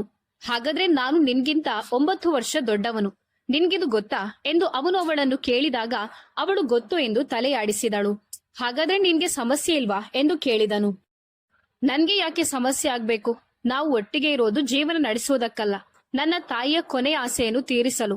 ನಾನು ನಿನ್ನನ್ನು ಮದುವೆಯಾಗಿದ್ದೇನೆ. ಈ ಮದುವೆಗೆ ನಿನ್ನ ಒಪ್ಪಿಗೆ ಇಲ್ಲ ಎಂಬುದು ನನಗೆ ಚೆನ್ನಾಗಿ ಗೊತ್ತು. ಹಾಗಾಗಿ ನೀನು ನಿನ್ನ ಜೀವನವನ್ನು ನೋಡಿಕೊ. ನನ್ಗೆ ನನ್ನ ವಿದ್ಯಾಭ್ಯಾಸವನ್ನು ಪೂರ್ಣಗೊಳಿಸಬೇಕು. ಮತ್ತೆ ನಾವಿಬ್ಬರು ಬೇರೆ ಆಗುತ್ತೇವೆ. ನನ್ಗೆ ಇನ್ನು ಕೇವಲ 2 ವರ್ಷ ಓದ್ಬೇಕು. ನಾನೀಗ ಒಬ್ಬಂಟಿಯಾಗಿ ಬದುಕಲು ಸಾಧ್ಯವಿಲ್ಲ ಅಂತ ಹೇಳಿದಳು. ಅವಳ ಕಣ್ಣುಗಳು ಒದ್ದೆ ಆಗಿದ್ದವು. ಅದನ್ನು ಮರೆಮಾಚಲು ಅವಳು ಕಾರಿನ ಡೋರ್ ಕಡೆ ನೋಡಿದಳು. ಸೂರ್ಯ ಸರಿ ಎಂದು ತಲೆ ಅಲ್ಲಾಡಿಸಿದನು. 2 ವರ್ಷ ಬಹಳ ದೀರ್ಘ ಸಮಯವಾಗಿತ್ತು. ನಿಶಾ 2 ತಿಂಗಳು ಕೂಡ ಕಾಯಲು ಸಿದ್ಧವಿರಲಿಲ್ಲ. ಅನಾಮಿಕಾಳನ್ನು ಕಾಲೇಜಿನಲ್ಲಿ ಬಿಟ್ಟು ಅವನು ಆಫೀಸಿಗೆ ಹೋದನು. ಸಂಜೆ ಮನೆಗೆ ಬಂದಾಗ ಅವನ ತಾಯಿ ಅನಾಮಿಕಾಳ ಮೇಲೆ ಕೋಪಗೊಂಡು ಅವಳ ಕೈಯಿಂದ ಬಟ್ಟೆ ಒಗೆಯಲು ಹೇಳಿದ್ದಾರೆ ಮತ್ತು ಇಡೀ ಮನೆಯನ್ನು ಕ್ಲೀನ್ ಮಾಡಿಸಿದ್ದಾರೆ ಎಂದು ರೀಮಾ ಹೇಳಿದಳು. ಮನೆಯ ಮೆಟ್ಟಿಲುಗಳನ್ನು ತೊಳೆಯುವಾಗ ಅವಳು ಜಾರಿ ಬಿದ್ದಿದ್ದಾಳೆ ಮತ್ತು ಅವಳಿಗೆ ತೀವ್ರವಾದ ಗಾಯವಾಗಿದೆ ಎಂದು ರೀಮಾ ಹೇಳಿದಾಗ ಅವನಿಗೆ ಗಾಬರಿಯಾಯಿತು. ಸರಿ, ಅವಳಿಗೆ ತೀವ್ರವಾದ ಗಾಯವಾಗಿದ್ಯಾ ಎಂದು ತನ್ನನ್ನು ತಾನು ಸಮಾಧಾನ ಪಡಿಸಿಕೊಳ್ಳಲು ಕೇಳಿದನು. ಆಗ ರೀಮಾ, ಅಣ್ಣ, ಗಾಯಗಳ ಬಗ್ಗೆ ನನಗೆ ಗೊತ್ತಿಲ್ಲ, ಆದ್ರೆ ಆ ಮುಗ್ಧ ಹುಡುಗಿ ತುಂಬಾನೇ ಅಳುತ್ತಿದ್ಲು ಮತ್ತು ಅವಳು ಗೆಸ್ಟ್ ಹೌಸ್ಗೆ ಹೋಗಲು ಕೂಡ ತುಂಬಾನೇ ಕಷ್ಟಪಡ್ತಿದ್ಲು. ನಾನು ಅಮ್ಮನ ಹತ್ತಿರ ಡಾಕ್ಟರ್ ಅನ್ನು ಕರೆಸೋಣ ಅಂತ ಹೇಳಿದೆ, ಆದ್ರೆ ಅಮ್ಮ ನಿರಾಕರಿಸಿದ್ರು ಅಂತ ಹೇಳಿದ್ಲು. ಇದರಿಂದ ಅವನಿಗೆ ತುಂಬಾ ಯೋಚನೆಯಾಯಿತು. ಫ್ರೆಶ್ ಆಗದೆ ಅವನು ಸೀದಾ ಗೆಸ್ಟ್ ಹೌಸಿನ ಹತ್ತಿರ ಹೋದನು. ಅನಾಮಿಕಾ ಹಾಸಿಗೆ ಮೇಲೆ ಕುಳಿತಿದ್ದಳು ಮತ್ತು ಅವಳು ನಡುಗುತ್ತಿದ್ದಳು. ಕಣ್ಣಿಗೆ ಕೈ ಹಿಡಿದು ಅಳುತ್ತಾ ಕುಳಿತಿದ್ದಳು. ಶಬ್ದ ಕೇಳಿ ಕಣ್ಣಿನಿಂದ ಕೈಯನ್ನು ತೆಗೆದು ನೋಡಿದಾಗ ಸೂರ್ಯ ಅವಳ ಹತ್ತಿರ ಬರುವುದನ್ನು ನೋಡಿದಳು. ಅವಳು ಎದ್ದೇಳಲು ಪ್ರಯತ್ನಿಸಿದಳು. ಅವನು ನಿನ್ಗೆ ಎಲ್ಲಿ ಗಾಯವಾಗಿದೆ ಅಂತ ನನಗೆ ತೋರಿಸು ಅಂತ ಹೇಳುತ್ತಾ ಅವಳ ಪಕ್ಕದಲ್ಲಿ ಕುಳಿತುಕೊಂಡನು. ಅನಾಮಿಕಾ ತಕ್ಷಣ ತನ್ನ ದುಪ್ಪಟ್ಟವನ್ನು ಸರಿ ಮಾಡಿಕೊಂಡು ಸರಿಯಾಗಿ ಕುಳಿತುಕೊಳ್ಳಲು ಪ್ರಯತ್ನಿಸಿದಳು. ಅದು ಸಾಧ್ಯವಾಗದೆ ಇದ್ದಾಗ ಹಿಂದಕ್ಕೆ ಒರಗಿದಳು. ನಾನು ಚೆನ್ನಾಗಿದ್ದೇನೆ, ನನ್ಗೇನು ಆಗಿಲ್ಲ ಎಂದು ತನ್ನ ನೋವನ್ನು ಮರೆಮಾಚಲು ಪ್ರಯತ್ನಿಸಿದಳು. ಆದ್ರೆ ಅವಳನ್ನು ನೋಡಿದ ಸೂರ್ಯ ಅವಳಿಗೆ ತುಂಬಾ ಗಾಯವಾಗಿದೆ ಎಂದು ಅರಿತುಕೊಂಡನು. ನಿನ್ಗೆ ಎಷ್ಟು ಗಾಯವಾಗಿದೆ ಅಂತ ನಾನು ಕೇಳಲಿಲ್ಲ, ನಿನ್ಗೆ ಎಲ್ಲಿ ಗಾಯವಾಗಿದೆ ನನಗೆ ತೋರಿಸು ಅಂತ ಹೇಳುತ್ತಿದ್ದೇನೆ ಎಂದು ಅವನು ಕೋಪದಿಂದ ಹೇಳಿದನು. ಅವನ ಮಾತುಗಳಿಂದ ಅನಾಮಿಕಾ ಅಸಮಾಧಾನಗೊಂಡಳು. ಇಲ್ಲ, ನಾನು ನಿನ್ಗೆ ತೋರಿಸೋದಿಲ್ಲ. ನೀನ್ ಯಾಕೆ ಇಲ್ಲಿಗೆ ಬಂದೆ? ಹೊರಟು ಹೋಗು. ಯಾರಾದ್ರೂ ನಿನ್ನನ್ನು ಇಲ್ಲಿ ನೋಡಿದ್ರೆ ಏನ್ ಗತಿ ಎಂದು ಅವಳು ಭಯದಿಂದ ಹೇಳಿದಳು. ಯಾರು ಏನೂ ಹೇಳೋದಿಲ್ಲ. ನಿನ್ಗೆ ಎಲ್ಲಿ ಗಾಯ ಆಗಿದೆ ಅಂತ ನನಗೆ ತೋರಿಸು, ಎಷ್ಟು ನೋವಾಗಿದೆ ಅಂತ ಹೇಳುತ್ತಾ ಅವಳ ಕೈಯನ್ನು ಹಿಡಿದುಕೊಂಡನು. ಅವಳು ತಕ್ಷಣ ಕೈಯನ್ನು ಹಿಂದಕ್ಕೆ ಎಳೆದುಕೊಂಡು, ನಾನು ನಿನ್ಗೆ ಗಾಯವನ್ನು ತೋರಿಸಲು ಸಾಧ್ಯವಿಲ್ಲ, ದಯವಿಟ್ಟು ಇಲ್ಲಿಂದ ಹೊರಟು ಹೋಗು ಎಂದು ಹೇಳಿದಳು. ಅವಳ ಮುಖದಲ್ಲಿ ಸ್ವಲ್ಪ ನಾಚಿಕೆ ಕಾಣಿಸತೊಡಗಿತ್ತು. ಆದ್ರೆ ಸೂರ್ಯ ಹೊರಡಲು ರೆಡಿ ಇರಲಿಲ್ಲ. ಅವನು ಅವಳ ಕೈಯನ್ನು ಹಿಡಿದು ಸ್ವಲ್ಪ ಮೇಲಕ್ಕೆತ್ತಿ ತೋಳನ್ನು ನೋಡಿದಾಗ ಅಲ್ಲಿ ಗಾಯವಾಗಿರುವುದನ್ನು ಗಮನಿಸಿದನು. ಈ ಒಂದು ಗಾಯದಿಂದ ಅವಳು ಇಷ್ಟು ನೋವು ಅನುಭವಿಸುತ್ತಿಲ್ಲ ಎಂಬುದನ್ನು ಅವನು ತಿಳಿದುಕೊಂಡನು. ಅವಳೀಗ ಮನೆಯ ಅನಗತ್ಯ ಹೊರೆಯಾಗಿದ್ದಳು, ಆದ್ರೂ ಕೂಡ ಅವನ ಹೆಂಡತಿಯಾಗಿದ್ದಳು. ಅವನು ಈ ಸಂಬಂಧವನ್ನು ಎಂದಿಗೂ ಒಪ್ಪದೇ ಇದ್ರೂ ಕೂಡ ಅನಾಮಿಕಾ ಹಠ ಮಾಡಬೇಡ, ನನ್ನ ತಾಳ್ಮೆಯನ್ನು ಪರೀಕ್ಷಿಸಬೇಡ ಎಂದು ಅವಳು ನಡುಗುತ್ತಿರುವುದನ್ನು ನೋಡಿ ಕೋಪದಿಂದ ಹೇಳಿದನು. ಯಾಕಂದ್ರೆ ಅವನಿಗೆ ಈಗ ನಿಜವಾಗ್ಲೂ ಅನಾಮಿಕಾಳ ಹಠಕ್ಕೆ ಕೋಪ ಬಂದಿತ್ತು. ನೀನೇನ್ ಹೇಳ್ತಿದ್ಯಾ? ಯಾರಾದ್ರೂ ನಮ್ಮನ್ನು ನೋಡಿದ್ರೆ ದಯವಿಟ್ಟು ಇಲ್ಲಿಂದ ಹೊರಟು ಹೋಗು ಎಂದು ಅವಳು ಹೇಳಿದಳು. ಅವನು ಅವಳ ಮಾತನ್ನು ನಿರ್ಲಕ್ಷಿಸಿ ಅವಳ ಹತ್ತಿರಕ್ಕೆ ಬಂದನು. ಅವನು ಅವಳ ದುಪ್ಪಟ್ಟಾದ ಮೇಲೆ ಕೈಯಿಟ್ಟಾಗ ಅವಳು ಅವನನ್ನು ಭಯದಿಂದ ನೋಡುತ್ತಿದ್ದಳು. ಅಷ್ಟೊಂದು ಹೆದರುವ ಅಗತ್ಯವಿಲ್ಲ, ನೀನು ನನ್ನ ಹೆಂಡತಿ ಅಂತ ಅವನು ಹೇಳಿದನು. ಒಂದೇ ಸಮನೆ ಅವನು ದುಪ್ಪಟ್ಟವನ್ನು ಎಳೆದು ನೋಡಿದಾಗ ಕುತ್ತಿಗೆಯ ಮೇಲೆ ನೀಲಿಯಾಗಿತ್ತು. ಇದೇನಿದು? ನಿನ್ಗೆ ಇಷ್ಟೊಂದು ಗಾಯಗಳು ಹೇಗೆ ಆದವು ಎಂದು ಅವನು ಭಯದಿಂದ ಕೇಳಿದನು. ಮತ್ತೆ ಅವಳು ತಲೆ ಕೆಳಗೆ ಮಾಡಿ ಕುಳಿತುಕೊಂಡಳು. ಬಿದ್ದ ರಭಸಕ್ಕೆ ಭಾರವಾದ ವಸ್ತುವೊಂದು ಅವಳ ಕುತ್ತಿಗೆಗೆ ಬಡಿದಿತ್ತು. ಅದನ್ನು ನೋಡಿ ಅವನಿಗೆ ಮಾತೇ ಹೊರಡಲಿಲ್ಲ. ಅವನು ಮಾಡಿದ ತಪ್ಪಿಗೆ ಪಶ್ಚಾತ್ತಾಪವಾಗಿ ತಲೆ ಬಾಗಿಸಿ, ನಿನ್ಗೆ ಎಷ್ಟು ಗಾಯವಾಗಿದೆ? ನನ್ಗೆ ಫೋನ್ ಮಾಡ್ಬೇಕಾಗಿತ್ತು ಎಂದು ಅವಳ ಗಾಯದ ಜಾಗವನ್ನು ತನ್ನ ಬೆರಳುಗಳಿಂದ ಲಘುವಾಗಿ ಮುಟ್ಟುತ್ತಾ ಕೇಳಿದನು. ಇದನ್ನು ಕೇಳಿದಾಗ ಅವಳಿಗೆ ಅಳು ಬಂತು. ಅವನು ಅವಳಿಗೆ ತುಂಬಾ ಹತ್ತಿರವಾಗಿದ್ದನು. ಅವನ ಸುಗಂಧ ದ್ರವ್ಯದ ಪರಿಮಳದಲ್ಲಿ ಅವಳು ಕಳೆದು ಹೋಗಲು ಪ್ರಾರಂಭಿಸಿದಳು. ಅವಳು ತನ್ನೆಲ್ಲ ನೋವನ್ನು ಮರೆತು ಬಿಟ್ಟಳು. ಅವಳ ಹೃದಯ ಹುಚ್ಚು ಹುಚ್ಚಾಗಿ ಬಡಿಯಲು ಪ್ರಾರಂಭಿಸಿತು. ಇರು, ನಾನೀಗ ಬರುತ್ತೇನೆ ಎಂದು ಹೇಳಿ ಏನೋ ಯೋಚಿಸುತ್ತಾ ಸೂರ್ಯ ರೂಮಿನಿಂದ ಹೊರಗಡೆ ಬಂದನು. ಅಲ್ಲಿ ಅವನ ಮುಂದೆ ನಿಂತಿದ್ದ ತನ್ನ ತಾಯಿಯನ್ನು ನೋಡಿ ಅವನು ಗಾಬರಿಗೊಂಡನು. ಸೂರ್ಯ, ಅವಳಿಗೆ ಚಿಕಿತ್ಸೆ ನೀಡಲು ನೀನು ಡಾಕ್ಟರ್ ಅಲ್ಲ, ಅವಳು ಸತ್ರೆ ಸಾಯ್ಲಿ ಎಂದು ದ್ವೇಷದಿಂದ ಮಾನವೀಯತೆಯನ್ನು ಮರೆತು ನಂದಿನಿ ಅವರು ಹೇಳಿದ್ರು. ಅಮ್ಮ, ಅವಳೀಗ ನನ್ನ ಹೆಂಡತಿ. ಅವಳನ್ನು ಈ ಸ್ಥಿತಿಯಲ್ಲಿ ಬಿಟ್ಟು ಹೋಗಲು ನನ್ನಿಂದ ಸಾಧ್ಯವಿಲ್ಲ, ಅದರಿಂದ ನನಗೆ ಪಾಪ ಸುತ್ತಿಕೊಳ್ಳುತ್ತದೆ ಎಂದು ಕಠಿಣವಾಗಿ ಹೇಳಿ ಅವರಿಂದ ದೂರ ಹೋದನು. ಅವನು ಫಸ್ಟ್ ಏಡ್ ಬಾಕ್ಸ್ ಅನ್ನು ತೆಗೆದುಕೊಂಡು ಬಂದು ಅನಾಮಿಕಾಳ ಎದುರು ಕುಳಿತನು. ಅವಳ ಗಾಯವನ್ನು ಸ್ವಚ್ಛಗೊಳಿಸಿದ ನಂತರ ನಿಧಾನವಾಗಿ ಅದಕ್ಕೆ ಮುಲಾಮ್ ಹಾಕಲು ಪ್ರಾರಂಭಿಸಿದನು. ಅವಳ ಮೃದುವಾದ ತುಟಿಗಳಿಂದ ಅಳು ಹೊರಬರುತ್ತಿತ್ತು. ಅವಳು ನೋವಿನಿಂದ ಬಳಲುತ್ತಿದ್ದಳು, ಆದರೂ ಕೂಡ ಅದನ್ನು ಸಹಿಸಿಕೊಳ್ಳುತ್ತಿದ್ದಳು. ಸೂರ್ಯ ಇನ್ನೂ ಅವಳ ಹತ್ತಿರ ಬಂದು ಗಾಯದ ಮೇಲೆ ನಿಧಾನವಾಗಿ ಊದಿದನು. ಅನಾಮಿಕಾ ತನ್ನ ತುಟಿಗಳಿಂದ ಅವಳೊಳಗೆ ಬರುವ ಜುಮ್ಮೆನಿಸುವ ಸಂವೇದನೆಯನ್ನು ಅನುಭವಿಸಿದಳು. ಅವಳ ಕುತ್ತಿಗೆಯ ಮೇಲಿನ ಗಾಯಕ್ಕೆ ಮುಲಾಮು ಹಚ್ಚಿದ ನಂತರ ಅವಳ ಭುಜದಲ್ಲಿ ಹಿಡಿದು ಹಾಸಿಗೆಗೆ ಅವಳ ಬೆನ್ನನ್ನು ಒರಗಿಸಿದನು. ಆದರೆ ಸೂರ್ಯ ಆಘಾತಕ್ಕೊಳಗಾದನು. ಅವನು ಅವಳ ಭುಜದ ಮೇಲೆ ಕೈಯಿಟ್ಟಾಗ ಅವಳು ನೋವಿನಿಂದ ನರಳಿದಳು. ನಿನ್ಗೆ ಇಲ್ಲಿಯೂ ನೋವಾಗಿದ್ಯಾ ಎಂದು ಅವನು ಆತಂಕದಿಂದ ಕೇಳಿದನು. ಇಲ್ಲ ಇಲ್ಲ, ನನಗೆ ಅಲ್ಲಿ ಸಣ್ಣ ಗಾಯವಾಗಿದೆ, ಅದಕ್ಕೆ ನಾನೇ ಮುಲಾಮು ಹಚ್ಚುತ್ತೇನೆ, ನೀನು ನನಗೆ ಮುಲಾಮು ಕೊಡು ಎಂದು ಅವಳು ಹೇಳಿ ಸಂಪೂರ್ಣ ಆಘಾತಗೊಂಡಿದ್ದ ಸೂರ್ಯನ ಕೈಯಿಂದ ಮುಲಾಮನ್ನು ತೆಗೆದುಕೊಂಡಳು. ನಿನ್ಗೆ ಬೇರೆ ಎಲ್ಲಿ ನೋವಾಗಿದೆ? ನಾನೇ ನಿನ್ಗೆ ಮುಲಾಮು ಹಚ್ಚುತ್ತೇನೆ ಅಂತ ಹೇಳಿದ್ದೇನಲ್ವಾ ಎಂದು ಅವನು ಕೇಳಿದನು. ಇನ್ನವಳಿಗೆ ಸೂರ್ಯನ ಹತ್ತಿರ ಮುಲಾಮು ಹಚ್ಚಿಸಿಕೊಳ್ಳಲು ಇಷ್ಟವಿರಲಿಲ್ಲ. ಈಗ ನೀನು ಸುಮ್ಮನಿರ್ಬೇಕು, ಒಂದೇ ಒಂದು ಮಾತನ್ನು ಆಡಬಾರ್ದು ಎಂದು ಅವಳನ್ನು ಗದರಿಸಿ ಮೌನಗೊಳಿಸಿದನು. ನಂತರ ಅವಳ ಶರ್ಟಿನ ಬಟನ್ ತೆಗೆದು ಕುರ್ತಾವನ್ನು ಭುಜದಿಂದ ಕೆಳಗೆ ಎಳೆದು ನೋಡಿದಾಗ ಅಲ್ಲಿ ಗಾಯವಾಗಿತ್ತು. ರಕ್ತಸ್ರಾವವಾಗುವುದನ್ನು ನಿಲ್ಲಿಸಲು ಹತ್ತಿಯನ್ನು ಇಟ್ಟಿದ್ದಳು. ನಿನ್ಗೆ ಇಷ್ಟು ಆಳವಾದ ಗಾಯ ಹೇಗಾಯಿತು ಎಂದು ಅವನು ಕೇಳಿದಾಗ, ನಾನು ಗ್ಲಾಸಿನ ಜಗ್ಗನ್ನು ಹಿಡಿದುಕೊಂಡಿದ್ದೆ, ನಾನು ಬೀಳುವಾಗ ಅದು ಮುರಿದು ಹೋಯಿತು, ಆಗ ಗಾಜು ಪುಡಿಪುಡಿಯಾಗಿ ನನ್ನ ಮೇಲೆ ತಾಗಿತು ಎಂದು ನಿಧಾನವಾಗಿ ತಲೆ ಕೆಳಗೆ ಹಾಕುತ್ತಾ ಹೇಳಿದಳು. ಅನಾಮಿಕಾ ಒಂದು ಕೈಯಿಂದ ತನ್ನನ್ನು ಮರೆಮಾಚಿಕೊಳ್ಳಲು ಪ್ರಯತ್ನಿಸುತ್ತಿದ್ದಳು. ಅವನು ಆಳವಾಗಿ ಗಾಯವನ್ನು ಸ್ವಚ್ಛಗೊಳಿಸುತ್ತಿದ್ದನು. ಸೂರ್ಯನ ಕೈ ಒಂದು ಕ್ಷಣ ನಡುಗಿತು. ಅವನ ಹೃದಯ ಬಡಿತ ತಪ್ಪಿತು. ಅವನು ಅನಾಮಿಕಾಳಿಗೆ ಸ್ವಲ್ಪ ಹತ್ತಿರವಾಗಿದ್ದನು ಮತ್ತು ಅವನ ಕಣ್ಣುಗಳು ಅವಳ ಮೃದುವಾದ ಸುಂದರವಾದ ಕುತ್ತಿಗೆಯ ಮೂಲಕ ಅವಳ ಸ್ತ್ರೀ ಸೌಂದರ್ಯದ ಮೇಲೆ ಬಿದ್ದಾಗ ಅವನು ಅವರ ಸಂಬಂಧದ ಬಗ್ಗೆ ಯೋಚಿಸಿದನು. ಅವನ ಹೃದಯವು ವೇಗವಾಗಿ ಬಡಿಯಲು ಪ್ರಾರಂಭಿಸಿತು. ಆದರೆ ತಕ್ಷಣ ಅವನು ತನ್ನನ್ನು ತಾನು ಸಮಾಧಾನ ಮಾಡಿಕೊಂಡನು. ಎಲ್ಲಾ ಯೋಚನೆಗಳನ್ನು ಬದಿಗಿಟ್ಟು ಅವಳ ಗಾಯಕ್ಕೆ ಮುಲಾಮು ಹಚ್ಚುವುದನ್ನು ಮುಂದುವರಿಸಿದನು. ಸೂರ್ಯ ಎಲ್ಲಿದ್ದಾನೆ ಎಂದು ಕೇಳುತ್ತಾ ನಿಶಾ ಕೆಂಪು ಬಣ್ಣದ ಟೈಟ್ ಫಿಟ್ ಶರ್ಟ್ ಮತ್ತು ಜೀನ್ಸ್ ಧರಿಸಿ ಬಂದಳು. ಕಾವಲುಗಾರ ಸರ್ ಅಲ್ಲಿದ್ದಾರೆ ಎಂದು ಗೆಸ್ಟ್ ಹೌಸ್ ಕಡೆ ಸನ್ನೆ ಮಾಡಿದನು. ನಿಶಾ ಗೊಂದಲದಿಂದ ಗೆಸ್ಟ್ ಹೌಸ್ ಕಡೆ ನಡೆದಳು. ಅವನು ಅಲ್ಲಿ ಏನ್ ಮಾಡ್ತಿದ್ದಾನೆ ಎಂದು ಅವಳು ಯೋಚಿಸುತ್ತಿದ್ದಳು. ಗೆಸ್ಟ್ ಹೌಸ್ ಬಾಗಿಲು ತೆರೆದಿತ್ತು. ಸೂರ್ಯ ಮತ್ತು ಅನಾಮಿಕಾ ತುಂಬಾ ಹತ್ತಿರವಾಗಿದ್ದರು.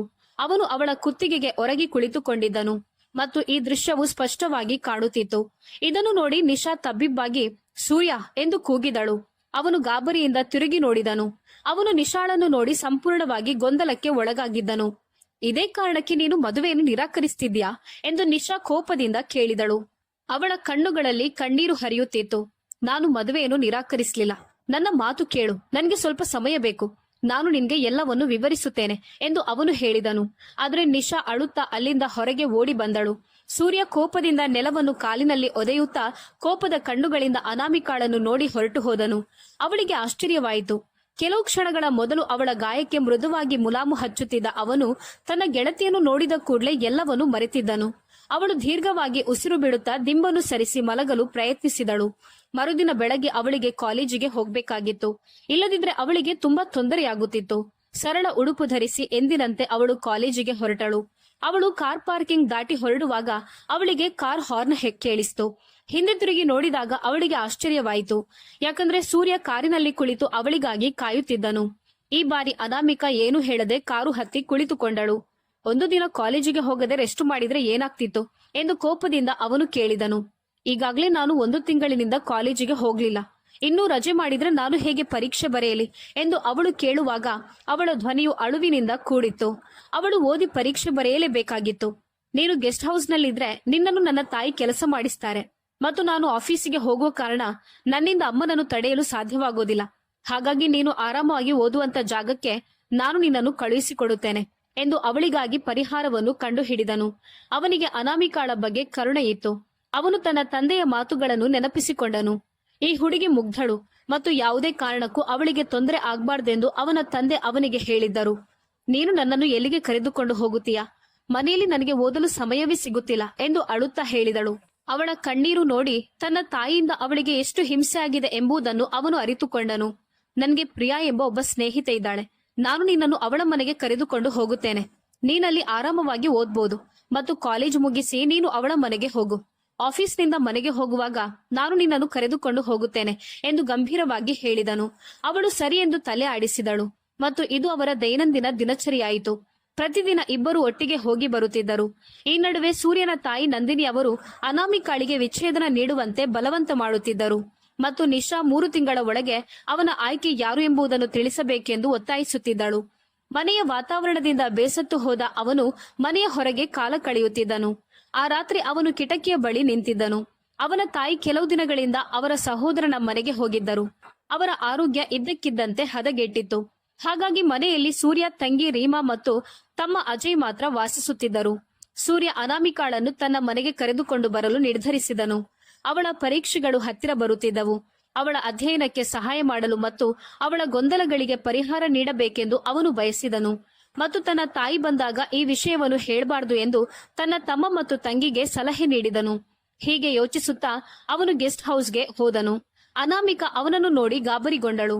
ಆದರೆ ಅವನು ಸ್ನೇಹಜೀವಿಯಾಗಿದ್ದನು ಮತ್ತು ಅವಳೊಂದಿಗೆ ಉತ್ತಮ ರೀತಿಯಲ್ಲಿ ವರ್ತಿಸುತ್ತಿದ್ದನು. ನಿನ್ಗೆ ಅಧ್ಯಯನದ ವಿಷಯದಲ್ಲಿ ಏನಾದ್ರೂ ಸಮಸ್ಯೆ ಇದೆಯಾ ಎಂದು ಅವಳಲ್ಲಿ ಕೇಳಿದನು. ಕೆಲವು ಸಮಸ್ಯೆಗಳಿವೆ, ಆದ್ರೆ ಅದನ್ನು ನಾನೇ ಬಗೆಹರಿಸುತ್ತೇನೆ ಎಂದು ಅವಳು ಉತ್ತರಿಸಿದಳು. ನಿನ್ನ ಪರೀಕ್ಷೆಗಳು ಹತ್ತಿರ ಬರುತ್ತಿವೆ. ನಿನ್ಗೆ ಸರಿ ಅನ್ನಿಸಿದ್ರೆ ನೀನು ನನ್ನಲ್ಲಿ ಸಹಾಯ ಕೇಳಬಹುದು. ಹೇಗಿದ್ರೂ ಅಮ್ಮ ಮನೆಯಲ್ಲಿಲ್ಲ, ನಾನು ನಿನ್ಗೆ ಸಹಾಯ ಮಾಡುತ್ತೇನೆ ಅಂತ ಹೇಳಿದನು. ಅನಾಮಿಕಾ ಆಶ್ಚರ್ಯದಿಂದ ಅವನನ್ನು ನೋಡುತ್ತಾ ನಿಂತಿದ್ದಳು.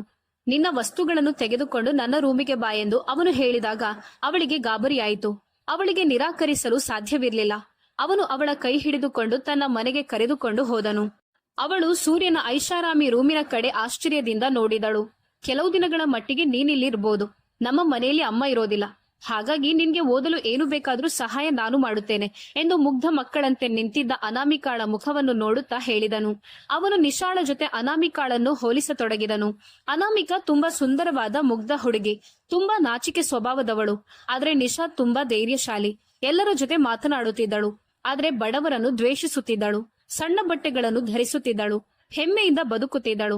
ಆದ್ರೆ ಅನಾಮಿಕಾಳಿಗೆ ಯಾವುದೇ ಹೆಮ್ಮೆಯಾಗಲಿ ದುರಾಸೆಯಾಗಲಿ ಇರಲಿಲ್ಲ. ಸೂರ್ಯನ ತಂದೆ ತನ್ನ ಆಸ್ತಿಯಲ್ಲಿ ಅವಳಿಗೂ ಪಾಲು ಇದೆ ಅಂತ ಹೇಳಿದ್ದರು, ಆದ್ರೆ ಅವಳು ಅದನ್ನು ನಿರಾಕರಿಸಿದ್ದಳು. ಆದ್ರೆ ಅವರ ಆಸ್ತಿಯ ಮೇಲೆ ತನಗೆ ಯಾವುದೇ ಹಕ್ಕು ಇಲ್ಲ. ನನ್ಗೆ ನನ್ನ ತಲೆಯ ಮೇಲೆ ಒಂದು ಸೂರು ಬೇಕು ಮತ್ತು ನಾನು ನನ್ನ ಓದನ್ನು ಮುಗಿಸ್ಬೇಕು. ಕೆಲಸ ಸಿಕ್ಕಿದ ಮೇಲೆ ನನ್ಗೆ ಒಬ್ಬಂಟಿಯಾಗಿ ಬದುಕುತ್ತೇನೆ ಎಂದು ಅವಳು ಸ್ಪಷ್ಟವಾಗಿ ಅವನಿಗೆ ಹೇಳಿದ್ದಳು. ಸೂರ್ಯ ದಿಗ್ಭ್ರಮೆಗೊಂಡು ಅವಳನ್ನು ದಿಟ್ಟಿಸಿ ನೋಡುತ್ತಿದ್ದನು. ಈ ಜಗತ್ತು ಇಂತಹ ಮುಗ್ಧ ಜನರ ಲಾಭವನ್ನು ಪಡೆಯುತ್ತದೆ. ಅವಳು ತುಂಬಾ ಮುಗ್ಧಳು ಮತ್ತು ನಂಬಿಕಸ್ಥಳು ಎಂದು ಮನಸ್ಸಿನಲ್ಲಿ ಅಂದುಕೊಂಡನು. ಅವಳು ಹಾಸಿಗೆಯ ಮೇಲೆ ಕುಳಿತು ಸದ್ದಿಲ್ಲದೆ ಓದುತ್ತಿದ್ದಳು. ಅವಳ ಕಣ್ಣುಗಳು ನಿದ್ದೆಯಿಂದ ಭಾರವಾಗಿದ್ದವು. ನಿನ್ನ ತಾಯಿ ನನ್ನ ತಂದೆಯ ಬಗ್ಗೆ ಏನಾದ್ರೂ ನಿನ್ಗೆ ಹೇಳಿದಾರಾ ಎಂದು ಇದ್ದಕ್ಕಿದ್ದಂತೆ ಅವನು ಕೇಳಿದನು. ಅವಳು ಪುಸ್ತಕವನ್ನು ಸರಿಸಿ ಅವನ ಮುಖವನ್ನು ನೋಡಿದಳು. ಬಹಳ ಅಪರೂಪ. 2 ಅಥವಾ 3 ಬಾರಿ ಇತ್ತೀಚೆಗೆ ಮಾತನಾಡಿದ್ದಾರೆ. ನನ್ನ ತಂದೆಯ ಅನಾರೋಗ್ಯದ ಸಮಯದಲ್ಲಿ ಮಾವ ಬಂದಾಗ ಅವರನ್ನು ಪರಿಚಯಿಸಿದ್ದರು ಎಂದು ಇರುವ ನಿಜವನ್ನು ಅವಳಿಗೆ ಹೇಳಿದಳು. ಹಾಗಾದ್ರೆ ಅಪ್ಪ ಅವರನ್ನು ಅದುವರೆಗೆ ಭೇಟಿಯಾಗಿರ್ಲಿಲ್ಲ. ಆದ್ರೆ ಅಮ್ಮ ಯಾವಾಗ್ಲೂ ಅಪ್ಪನಿಗೆ ಪರಸ್ತ್ರೀಯ ಜೊತೆ ಸಂಬಂಧವಿದೆ ಅಂತ ಹೇಳ್ತಿದ್ರು ಮತ್ತು ಅದು ಅನಾಮಿಕಾಳ ತಾಯಿ ಅಂತ ಅವರು ತಿಳಿದಿದ್ದರು. ಅವನಿಗೆ ಆಶ್ಚರ್ಯವಾಯಿತು. ನಾನವರನ್ನು ನನ್ನ ಅಪ್ಪ ನಿಧನರಾದ ಸಮಯದಲ್ಲಿ ಒಮ್ಮೆ ನೋಡಿದ್ದೆ. ಅವರು ನನ್ನ ಕಾಲೇಜು ಫೀಸನ್ನು ಪಾವತಿಸಿದ್ದರು. ಆದ್ರೆ ನಂತರ ಅಮ್ಮ ತನ್ನ ಬಳೆಗಳನ್ನು ಮಾರಿ ಅವರಿಗೆ ಹಿಂತಿರುಗಿಸಿದ್ದರು. ನಂತರ ನನಗೆ ಸ್ಕಾಲರ್ಶಿಪ್ ಬರುತ್ತಿತ್ತು. ನಾವು ನನ್ನ ಅಪ್ಪನ ಪಿಂಚಣಿ ಮತ್ತು ನನ್ನ ಟ್ಯೂಷನ್ ದುಡ್ಡಿನಲ್ಲಿ ಜೀವಿಸುತ್ತಿದ್ದೆವು. ಇನ್ನು ನಮ್ಗೇನು ಬೇಕಾಗಿರ್ಲಿಲ್ಲ. ಮಾವ ಆಸ್ಪತ್ರೆಯಲ್ಲಿದ್ದಾಗ ನಾವು ಅವರನ್ನು ಭೇಟಿಯಾಗಿದ್ದೆವು. ಒಂದು ಕಾಲದಲ್ಲಿ ಮಾವ ಮತ್ತು ನನ್ನ ತಾಯಿ ತುಂಬಾ ಇಷ್ಟಪಡುತ್ತಿದ್ದರು ಎಂದು ನನ್ನ ತಾಯಿ ನನಗೆ ಹೇಳಿದ್ದರು. ಆದ್ರೆ ಮಾವನ ತಂದೆ ತನಗೆ ಗೊತ್ತಿರುವ ಹುಡುಗಿಯೊಂದಿಗೆ ಅವರ ಮದುವೆಯನ್ನು ಮಾಡಿಸಿದರು. ಮಾವ ತುಂಬಾ ಒಳ್ಳೆಯವರು. ಅವರು ತಮ್ಮ ಸಂಬಂಧವನ್ನು ಉಳಿಸಿಕೊಳ್ಳುತ್ತಿದ್ದರು. ಆದ್ರೆ ನಂದಿನಿ ಆಂಟಿಗೆ ಮಾವ ಅಮ್ಮನನ್ನು ಇಷ್ಟಪಡ್ತಿದ್ರು ಅಂತ ತಿಳಿದಿತ್ತು. ಅಮ್ಮ ಬಯಸಿದ್ರೆ ಮಾವ ಅಮ್ಮನನ್ನು ಮರುಮದುವೆ ಆಗುವುದಾಗಿ ಹೇಳಿದರು. ಆದ್ರೆ ಅಮ್ಮ ಅದನ್ನು ನಿರಾಕರಿಸಿದ್ದರು. ಯಾಕಂದ್ರೆ ಅಮ್ಮನಿಗೆ ಬೇರೆ ಹೆಣ್ಣಿನ ಮನೆಯನ್ನು ಹಾಳು ಮಾಡುವ ಉದ್ದೇಶವಿರಲಿಲ್ಲ. ನನ್ನ ಅಪ್ಪ ತುಂಬಾ ಒಳ್ಳೆಯವರು. ಅವರ ಆದಾಯ ತುಂಬಾ ಕಡಿಮೆಯಾಗಿತ್ತು. ಆದ್ರೆ ಅವರು ಬದುಕಿರುವವರೆಗೂ ನಮ್ಮ ಜೀವನ ಪರಿಪೂರ್ಣವಾಗಿತ್ತು. ಆ ದಿನಗಳು ನನ್ನ ಜೀವನದ ಅತ್ಯಂತ ಸಂತೋಷದ ದಿನಗಳು. ಅಮ್ಮನ ನಿರ್ಧಾರದ ಬಗ್ಗೆ ನನಗೆ ಯಾವುದೇ ಆಕ್ಷೇಪವಿರಲಿಲ್ಲ. ಆಕೆಯ ಕುಟುಂಬ ನಂತರ ಆಕೆಗೆ ಬೆಂಬಲ ಕೊಡದಿದ್ರೂ ಸಹ ಆಕೆ ಒಬ್ಬ ಅದ್ಭುತ ಪುರುಷನನ್ನು ಆರಿಸಿಕೊಂಡಿದ್ದಳು. ಅಪ್ಪ ಅಮ್ಮನ ಜೀವನದಿಂದ ನಾನು ತುಂಬಾ ಪ್ರಭಾವಿತಳಾಗಿದ್ದೇನೆ. ಯಾಕಂದ್ರೆ ಅವರು ಒಂದು ದಿನವೂ ಜಗಳವಾಡಿರ್ಲಿಲ್ಲ. ಪರಸ್ಪರ ತುಂಬಾ ಪ್ರೀತಿಯನ್ನು ಹಂಚಿಕೊಳ್ಳುತ್ತಿದ್ದರು ಎಂದು ಅವಳು ಹೇಳಿದಳು. ಅವಳು ಮಾತನಾಡುತ್ತಿದ್ದಂತೆ ಅವಳ ಕಣ್ಣುಗಳಲ್ಲಿ ನೀರು ತುಂಬಿ ತುಳುಕುತ್ತಿದ್ದವು ಮತ್ತು ಅವಳ ತುಟಿಗಳಲ್ಲಿ ನಗುವು ತುಂಬಿತ್ತು. ಅವಳನ್ನು ನೋಡಿ ಸೂರ್ಯ ಅಸೂಯಪಟ್ಟನು. ಯಾಕಂದ್ರೆ ಅವಳು ಹೇಳಿದ ವಿಷಯ ಅವನ ತಾಯಿ ಜಗಳವಾಡುತ್ತಿದ್ದ ವಿಷಯದಂತಿರ್ಲಿಲ್ಲ. ಅವರ ಅಸೂಯೆಯೇ ಅವರನ್ನು ಸುಡುತ್ತಿತ್ತು. ಅನಾಮಿಕಾ ಮತ್ತೆ ಪುಸ್ತಕವನ್ನು ತೆರೆದು ಓದಲಾರಂಭಿಸಿದಳು. ಸೂರ್ಯ ಸೋಫಾದಲ್ಲಿ ಕುಳಿತುಕೊಂಡಿದ್ದನು ಮತ್ತು ಅನಾಮಿಕಾ ಹಾಸಿಗೆ ಮೇಲೆ ಕುಳಿತು ಓದುತ್ತಾ ನಿದ್ದೆಗೆ ಜಾರಿದ್ದಳು. ಅವನಿಗೂ ನಿದ್ದೆ ಬರುತ್ತಿತ್ತು. ಎಲ್ಲವನ್ನು ಮರೆತು ಹಾಸಿಗೆ ಮೇಲೆ ಮಲಗಿ ಲೈಟ್ ಆಫ್ ಮಾಡಿ ನಿದ್ದೆ ಮಾಡಿದನು. ಅನಾಮಿಕಾ ಅವನ ಎದೆಯ ಮೇಲೆ ಕೈಯಿಟ್ಟಾಗ ಅವನಿಗೆ ಎಚ್ಚರವಾಯಿತು. ಅವನು ಗಾಬರಿಗೊಂಡು ಅವಳನ್ನು ನೋಡಿದನು. ಅವಳು ಗಾಢ ನಿದ್ದೆಯಲ್ಲಿದ್ದಳು. ಅವಳನ್ನು ಎಬ್ಬಿಸುವುದು ಸರಿಯಲ್ಲ ಎಂದು ಅವನಿಗೆ ಅರ್ಥವಾಯಿತು. ಅವಳ ಮೈಯನ್ನು ಒಮ್ಮೆ ಟಚ್ ಮಾಡಬೇಕೆಂದುಕೊಂಡನು. ಅವಳು ದೂರದಿಂದ ಮುಗ್ಧಳಾಗಿ ಕಾಣುತ್ತಿದ್ದರೆ ಹತ್ತಿರದಿಂದ ತುಂಬಾ ಆಕರ್ಷಣೆಯಿಂದ ಕಾಣುತ್ತಿದ್ದಳು. ಅವಳಿಗೆ ಮುಲಾಮು ಹಚ್ಚುತ್ತಿದ್ದ ಕ್ಷಣಗಳನ್ನು ನೆನಪು ಮಾಡಿಕೊಂಡನು. ಆಗ ಅವಳು ನಾಚಿಕೆಯಿಂದ ಕೆಂಪಾಗುತ್ತಿದ್ದಳು. ಅವಳ ಕೆಂಪಾದ ಮುಖವನ್ನು ನೆನಪಿಸಿಕೊಂಡು ಸೂರ್ಯ ಮುಗುಳ್ನಕ್ಕನು. ಅವನು ಏನು ಯೋಚಿಸುತ್ತಿದ್ದಾನೆ ಎಂದು ಅವನಿಗೆ ತಿಳಿದಿರಲಿಲ್ಲ. ಅವನು ತನ್ನ ಬೆರಳುಗಳಿಂದ ಅವಳ ಕೆನ್ನೆಯನ್ನು ಮುಟ್ಟಿದನು. ನಂತರ ಮುಂದೆ ಸಾಗಿ ಅವಳ ಹಣೆಯ ಮೇಲೆ ತನ್ನ ತುಟಿಗಳನ್ನು ಇರಿಸಿ ಶಾಂತಿಯಿಂದ ಕಣ್ಣು ಮುಚ್ಚಿದನು. ಅವನ ಮನಸ್ಸಿಗೆ ನೆಮ್ಮದಿಯ ಭಾವನೆ ಮೂಡಿತು. ಈ ಸಂಬಂಧದಲ್ಲಿ ಎಷ್ಟು ಶಾಂತಿ ಮತ್ತು ನೆಮ್ಮದಿ ಇದೆ ಎಂದು ಅವನಿಗೆ ಮೊದಲ ಬಾರಿಗೆ ಅರ್ಥವಾಯಿತು. ಮರುದಿನವೂ ಅನಾಮಿಕಾ ಗೆಸ್ಟ್ ಹೌಸ್ನಲ್ಲಿದ್ದಳು. ಆದರೆ ಸೂರ್ಯ ಬಂದು ಅವಳನ್ನು ಕರೆದುಕೊಂಡು ಹೋದನು. ಕಾರಣ ಏನೆಂಬುದು ಅವನಿಗೂ ತಿಳಿದಿರಲಿಲ್ಲ. ಸೂರ್ಯ ಅವಳನ್ನು ಮತ್ತೆ ಮತ್ತೆ ಹಂಬಲಿಸುತ್ತಿದ್ದನು. ಈ ನಡುವೆ ನಿಶಾ ಅವನಿಗೆ ಹತ್ತಿರವಾಗಲು ಪ್ರಯತ್ನಿಸುತ್ತಿದ್ದಳು.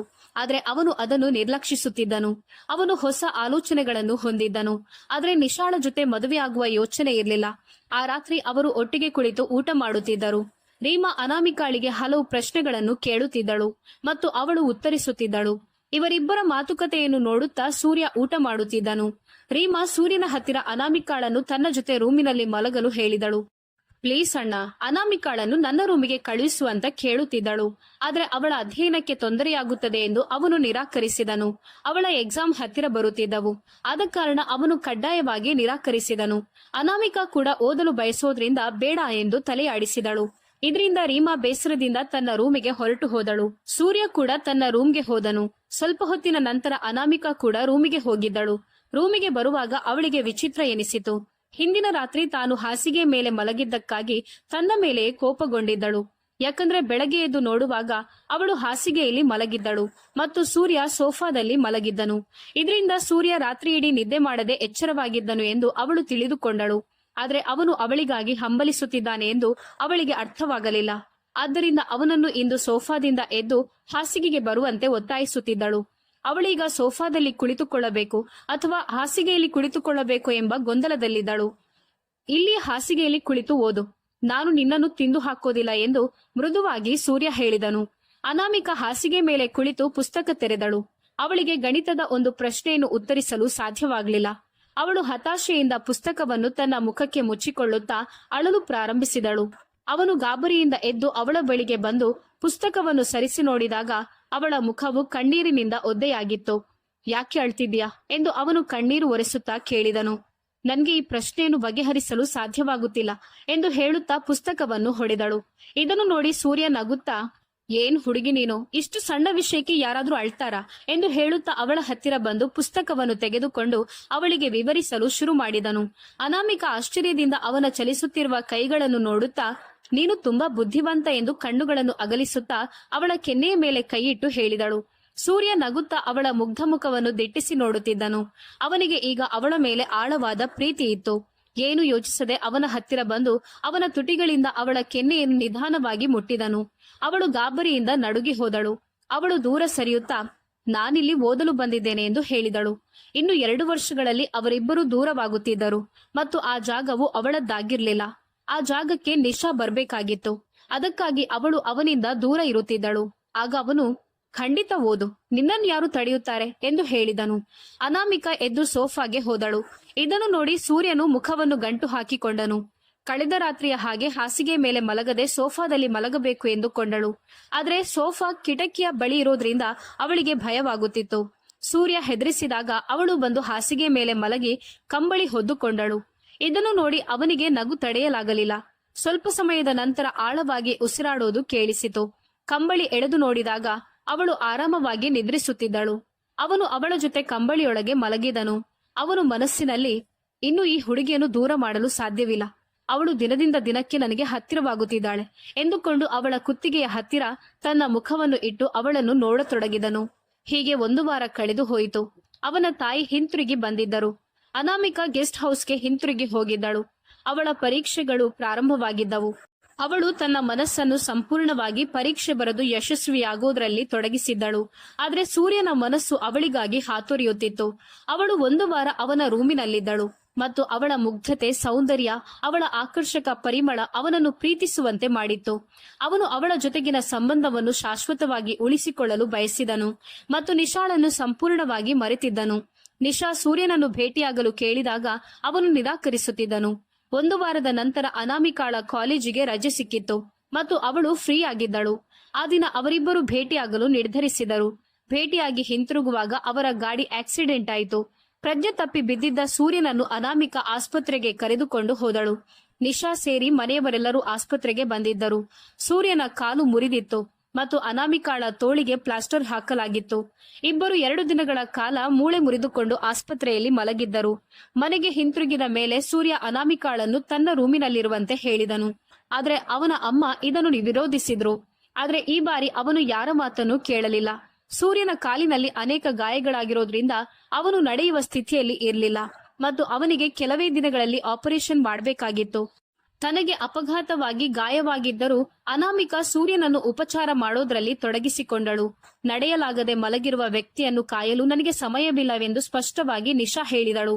ನಿಶಾಳ ಹಿಡಿತದಿಂದ ಬಿಡುಗಡೆ ಸಿಕ್ಕಿದ್ದಕ್ಕಾಗಿ ಸೂರ್ಯ ದೇವರಿಗೆ ಮನಸ್ಸಿನಿಂದ ಕೈ ಮುಗಿದನು. ಅವನಿಗೆ ಅನಾಮಿಕಾಳನ್ನು ನೋಡಿದಾಗ ಬೇಸರವಾಯಿತು. ಯಾಕಂದ್ರೆ ಅವಳು ಮುಖಗಂಟು ಹಾಕಿಕೊಳ್ಳದೆ ಅವನ ಸೇವೆಯನ್ನು ಮಾಡುತ್ತಲೇ ಇದ್ದಳು.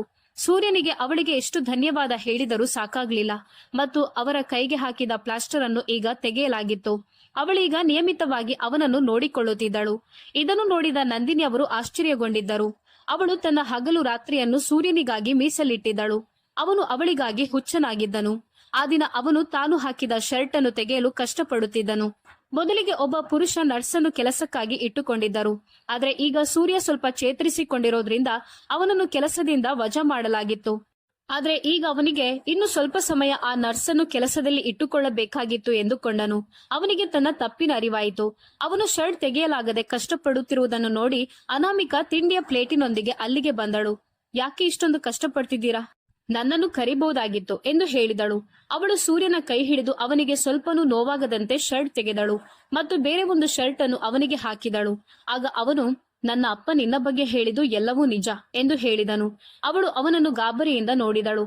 ಅಪ್ಪ ನಿನ್ಗಿಂತ ಪರಿಪೂರ್ಣ ವ್ಯಕ್ತಿ ನನ್ಗೆ ಯಾರೂ ಇಲ್ಲ ಅಂತ ಹೇಳಿದ್ದರು. ಆ ಮಾತು ಇಂದು ನಿಜವಾಗಿದೆ ಎಂದು ಹೇಳಿ ನಗುತ್ತಾ ಅವಳ ಕೈಯನ್ನು ಹಿಡಿದು ಪಕ್ಕದಲ್ಲಿ ಕೂರಿಸಿಕೊಂಡನು. ನಾನು ನಿನಗಾಗಿ ತಿಂಡಿ ತಂದಿದ್ದೇನೆ, ದಯವಿಟ್ಟು ತಿನ್ನು ಎಂದು ಅವನಿಗೆ ತಿಂಡಿಯನ್ನು ಕೊಟ್ಟಳು. ಅವನಿಂದ ತಪ್ಪಿಸಿಕೊಳ್ಳಲು ಅವಳಿಗೆ ಇದೊಂದೇ ದಾರಿ ಬಾಕಿ ಇತ್ತು. ಅವಳ ಮುಖ ಕೆಂಪು ಬಣ್ಣಕ್ಕೆ ತಿರುಗಿತ್ತು. ನಾನು ಗುಣಮುಖವಾಗುವವರೆಗೆ ನಿನ್ನ ಎಲ್ಲಾ ನೆಪಗಳನ್ನು ಸಹಿಸಿಕೊಳ್ಳುತ್ತೇನೆ, ಆದ್ರೆ ಅದರ ನಂತರ ನಾನು 1 ನಿಮಿಷವೂ ನಿನ್ನನ್ನು ಬಿಟ್ಟಿರೋದಿಲ್ಲ. ಅವನ ತುಂಟತನದ ಮಾತು ಅರ್ಥವಾಗಿ ಅವಳ ಮುಖ ನಾಚಿಕೆಯಿಂದ ಕೆಂಪಗಾಯಿತು.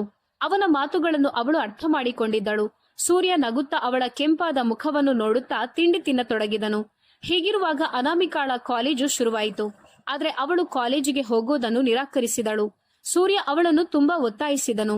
ಅವನ ಗಾಯಗಳು ಗುಣವಾಗುತ್ತಿದ್ದಂತೆ ಡಾಕ್ಟರ್ ಅವನಿಗೆ ಆಪರೇಷನ್ಗೆ ಸಲಹೆ ನೀಡಿದರು.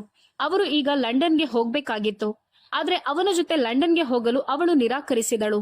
ಆದ್ರೆ ಸೂರ್ಯ ತನ್ನ ಜೊತೆ ಅನಾಮಿಕಾ ಇದ್ರೆ ಸಹಾಯವಾಗುತ್ತದೆ ಎಂದು ಅವಳನ್ನು ಕರೆದುಕೊಂಡು ಹೋಗಲು ಬಯಸಿದನು. ಅವನು ಅವಳ ಕಾಲೇಜಿನಲ್ಲಿ ಪ್ರಿನ್ಸಿಪಲ್ ಜೊತೆ ಮಾತನಾಡಿದನು ಮತ್ತು ಅವಳ ಪಾಸ್ಪೋರ್ಟ್ ವ್ಯವಸ್ಥೆಯನ್ನು ಮಾಡಿದನು. ಹೀಗೆ ಅವರಿಬ್ಬರು ಲಂಡನ್ಗೆ ಹೊರಟು ನಿಂತರು. ಆಗ ಸೂರ್ಯನ ತಾಯಿ ನಂದಿನಿ ಅವರು ಅನಾಮಿಕಾಳನ್ನು ತಬ್ಬಿಕೊಂಡರು. ಅವರು, ನಿನ್ನ ತಾಯಿ ನಿನ್ನನ್ನು ತುಂಬಾ ಚೆನ್ನಾಗಿ ಬೆಳೆಸಿದ್ದಾಳೆ. ನಾನು ನಿನ್ಗೆ ತುಂಬಾ ತೊಂದರೆ ಕೊಟ್ಟಿದ್ದೇನೆ, ಆದ್ರೆ ನೀನ್ ಯಾವುದನ್ನು ಮನಸ್ಸಿಗೆ ಹಚ್ಚಿಕೊಳ್ಳಲಿಲ್ಲ. ನನ್ನ ಮಗನನ್ನು ಎಲ್ಲರೂ ಕೈಬಿಟ್ರು, ಆದ್ರೆ ನೀನವನ ಜೊತೆ ಬೆಂಬಲವಾಗಿ ನಿಂತಿದ್ಯಾ. ಅದೃಷ್ಟವಂತರಿಗೆ ಮಾತ್ರ ಇಂತಹ ಹೆಂಡತಿ ಸಿಗುತ್ತಾರೆ. ಸೂರ್ಯ, ನನ್ನ ಸೊಸೆ ಅನಾಮಿಕಾಳನ್ನು ಚೆನ್ನಾಗಿ ನೋಡಿಕೊ, ಇಲ್ಲದಿದ್ರೆ ನಾನು ತುಂಬಾ ಕೆಟ್ಟವಳಾಗಿ ಬಿಡುತ್ತೇನೆ ಎಂದು ಹೇಳಿದರು. ನಂದಿನಿ ಅವರ ಮಾತು ಕೇಳಿ ಅನಾಮಿಕಾಳ ಮನಸ್ಸು ಭಾರವಾಯಿತು. ಅಮ್ಮನ ಮಾತು ಕೇಳಿ ಸೂರ್ಯನಿಗೆ ತುಂಬಾ ಸಂತೋಷವಾಯಿತು. ಕೊನೆಗೂ ತನ್ನ ತಾಯಿಗೆ ಅನಾಮಿಕಾಳ ಒಳ್ಳೆಯ ಮನಸ್ಸು ಅರ್ಥವಾಯಿತು ಎಂದುಕೊಂಡು ಮುಗುಳ್ಳಕ್ಕನು. ನಂತರ ಅವರಿಬ್ಬರು ಸಂತೋಷದಿಂದ ಹೊರಟರು. ದೀರ್ಘ ಸಮಯದ ಪ್ರಯಾಣದ ನಂತರ ಅವರು ಸ್ವಲ್ಪ ವಿಶ್ರಾಂತಿ ಪಡೆದರು. ನಂತರ ವೀಲ್ ಚೇರ್ನ ಸಹಾಯದಿಂದ ಅನಾಮಿಕಾ ಸೂರ್ಯನನ್ನು ಆಸ್ಪತ್ರೆಗೆ ಕರೆದುಕೊಂಡು ಹೋದಳು. ಆಪರೇಷನ್ ಸಮಯವಾಗಿತ್ತು ಮತ್ತು ಅನಾಮಿಕಾಳ ಹೃದಯ ಬಡಿತ ನಿಂತು ಹೋದಂತೆ ಅವಳಿಗೆ ಅನಿಸತೊಡಗಿತು. ಆಪರೇಷನ್ ಯಶಸ್ವಿಯಾಗುತ್ತದೆ ಎಂದು ಡಾಕ್ಟರ್ ಹೇಳಿದ್ರೂ ಕೂಡ ಸೂರ್ಯನಿಗೆ ಏನೂ ಆಗ್ಬಾರ್ದು ಎಂದು ಅವಳು ಹೆದರುತ್ತಿದ್ದಳು. ಅವಳು ದೇವರನ್ನು ಪ್ರಾರ್ಥಿಸುತ್ತಲೇ ಇದ್ದಳು. ಕೆಲವು ಗಂಟೆಗಳ ನಂತರ ಡಾಕ್ಟರ್ ಬಂದು ಆಪರೇಷನ್ ಸಕ್ಸಸ್ ಎಂದು ಹೇಳಿದಾಗ ಅವಳಿಗೆ ನಿರಾಳವಾಯಿತು. ಅವನಿಗೆ ಪ್ರಜ್ಞೆ ಬಂದಾಗ ಅನಾಮಿಕ ಎಂದು ಕರೆಯಲು ಪ್ರಾರಂಭಿಸಿದನು. ಅವಳು ಅವನ ಹತ್ತಿರ ಬಂದು ಅಳುತ್ತಾ ಕುಳಿತುಕೊಂಡಳು. ಸೂರ್ಯ ಅವಳನ್ನು ನೋಡಿ ನಗುತ್ತಾ ಎದ್ದೇಳಲು ಪ್ರಯತ್ನಿಸಿದನು. ಆದ್ರೆ ಅವನಿಗೆ ಸಾಧ್ಯವಾಗಲಿಲ್ಲ. ಅವನ ಕಾಲು ಇನ್ನೂ ಮರಗಟ್ಟಿತ್ತು. ನರ್ಸ್ ಬಂದು ಅವನಿಗೆ ನೀರು ಕೊಟ್ಟಳು. ಆದ್ರೆ ಸೂರ್ಯ ತನ್ನನ್ನು ನೋಡುತ್ತಿರುವುದನ್ನು ನೋಡಿ ಅವನ ಹತ್ತಿರ ಹೋಗಿ, ಈಗ ಹೇಗಿದ್ಯಾ? ನನ್ಗಂತೂ ತುಂಬಾ ಭಯವಾಗಿತ್ತು ಎಂದು ಸೂರ್ಯನ ಕಾಲುಗಳನ್ನು ನೋಡುತ್ತಾ ಕೇಳಿದಳು. ಆಪರೇಷನ್ ನಿಂದ ನನ್ಗೇನು ಭಯವಾಗ್ಲಿಲ್ಲ ಎಂದು ಹೇಳಿ ಅವಳ ಕೈಯನ್ನು ಹಿಡಿದು ಹತ್ತಿರಕ್ಕೆ ಎಳೆದನು. ಆದ್ರೆ ನನ್ಗೆ ತುಂಬಾ ಭಯವಾಗಿತ್ತು ಎಂದು ಹೇಳಿ ಅವಳು ಅಳತೊಡಗಿದಳು. ಪ್ಲೀಸ್, ನೀನು ಅಳಬೇಡ. ಇನ್ನು ನಮ್ಮ ಜೀವನದಲ್ಲಿ ಖುಷಿಯಿಂದ ನಗುವ ದಿನಗಳು ಮಾತ್ರ ಬಾಕಿ ಇದೆ ಎಂದು ಹೇಳುತ್ತಾ ಅವನು ಅವಳ ಕಣ್ಣೀರು ಒರೆಸಿದನು. ಅಲ್ಲಿಯೇ ಇದ್ದ ನರ್ಸ್ ನಗುತ್ತಾ ಹೊರಟು ಹೋದಳು. ಇನ್ನು ಮುಂದೆ ನಮ್ಮ ಜೀವನದಲ್ಲಿ ಕೆಟ್ಟ ದಿನಗಳಿಗೆ ಅವಕಾಶವಿಲ್ಲ. ನಾವಿಬ್ರು ಸೇರಿ ಒಳ್ಳೆಯ ಜೀವನವನ್ನು ಪ್ರಾರಂಭಿಸುತ್ತೇವೆ. ಯಾವುದೇ ದ್ವೇಷ, ಅಸೂಯೆ, ಅಸಮಾಧಾನಕ್ಕೆ ಅಲ್ಲಿ ಜಾಗವಿರೋದಿಲ್ಲ. ನಾನು ಬದುಕಿರುವವರೆಗೂ ನಿನ್ನನ್ನು ಚೆನ್ನಾಗಿ ಕಾಪಾಡಿಕೊಳ್ಳುತ್ತೇನೆ. ನಿನ್ನ ಜೊತೆ ಅಷ್ಟು ಕ್ರೂರಿಯಾಗಿ ವರ್ತಿಸಿದ್ದಕ್ಕಾಗಿ ನಾನು ಕ್ಷಮೆಯನ್ನು ಕೇಳುತ್ತೇನೆ. ಇನ್ನು ಮುಂದೆ ನನ್ನಿಂದಾಗಿ ನಿನ್ಗೆ ಯಾವುದೇ ನೋವು ಉಂಟಾಗೋದಿಲ್ಲ ಎಂದು ನಾನು ಭರವಸೆಯನ್ನು ಕೊಡುತ್ತೇನೆ ಎಂದು ಅವನು ತಲೆಬಾಗಿಸಿ ಅವಳ ಮುಂದೆ ಹೇಳಿದನು. ನಂತರ ಅನಾಮಿಕ ತಲೆ ಎತ್ತಿ ಅವನನ್ನು ನೋಡುತ್ತಾ, ನಿನ್ನ ಬಿಟ್ಟು ನಾನು ಎಲ್ಲಿಗೆ ಹೋಗ್ಲಿ? ನನ್ನ ಮಾವ ಅವರ ಮಗನನ್ನು ನನಗೆ ಸರಿಯಾಗಿ ಆಯ್ಕೆ ಮಾಡಿದ್ದಾರೆ. ಇಲ್ಲದಿದ್ರೆ ಈ ಬಡ ಹೆಣ್ಣು ಮಗಳಿಗೆ ಇಷ್ಟು ಸುಂದರವಾದ ಹುಡುಗ ಎಲ್ಲಿ ಸಿಗುತ್ತಾನೆ ಎಂದು ಹೇಳಿದಳು. ಅವಳ ಮಾತುಗಳಿಂದ ಅವನಿಗೆ ಆಶ್ಚರ್ಯವಾಯಿತು. ನಾನು ಸುಂದರ ಎಂದು ಹೇಳುತ್ತಾ ಅವನು ನಗುತ್ತಿದ್ದನು. ಅವನು ಅವಳನ್ನು ಇನ್ನೂ ಹತ್ತಿರ ಎಳೆದುಕೊಂಡು, ನಾನು ನಿನ್ನನ್ನು ತುಂಬಾ ಪ್ರೀತಿಸುತ್ತಿದ್ದೇನೆ ಅನು ಎಂದು ಕಿವಿಯಲ್ಲಿ ಪಿಸುಗುಟ್ಟಿದನು. ಅವಳು ಅವಳ ತಲೆಯನ್ನು ಅವನ ಎದೆಯ ಮೇಲೆ ಇಟ್ಟು ಅವನನ್ನು ತಬ್ಬಿಕೊಂಡಳು. 2 ದಿನಗಳ ನಂತರ ಅವನನ್ನು ಆಸ್ಪತ್ರೆಯಿಂದ ಡಿಸ್ಚಾರ್ಜ್ ಮಾಡಲಾಯಿತು. ಮನೆಗೆ ಬಂದು 2 ವಾರದ ನಂತರ ಅವನು ವೀಲ್ ಚೇರ್ನಿಂದ ಎದ್ದು ನಡೆಯಲಾರಂಭಿಸಿದನು. ಇಬ್ಬರು ಲಂಡನ್ನಲ್ಲಿ ನೆಲೆಸಿದ್ದರು. ಅಲ್ಲಿಯ ವಾತಾವರಣವು ತಂಪಾಗಿ ಆಹ್ಲಾದಕರವಾಗಿತ್ತು. ಇಂದು ಸೂರ್ಯನ ಭಾವನೆಗಳು ಅವನ ನಿಯಂತ್ರಣದಲ್ಲಿರಲಿಲ್ಲ. ಅವನ ತೀವ್ರವಾದ ನೋಟವನ್ನು ಅವಳಿಗೆ ಎದುರಿಸಲು ಆಗುತ್ತಿರಲಿಲ್ಲ. ಅವಳು ಅವನ ನೋಟವನ್ನು ತಪ್ಪಿಸಲು ಪ್ರಯತ್ನಿಸುತ್ತಿದ್ದಳು. ಆದ್ರೆ ಎಷ್ಟು ದಿನ ಎಂದು ಅವನಿಂದ ತಪ್ಪಿಸಲು ಸಾಧ್ಯ? ಒಂದು ದಿನ ಅನಾಮಿಕ ಸೂರ್ಯನಿಗೆ ತಿಂಡಿಯನ್ನು ಕೊಟ್ಟು ಹೋಗುತ್ತಿದ್ದಳು.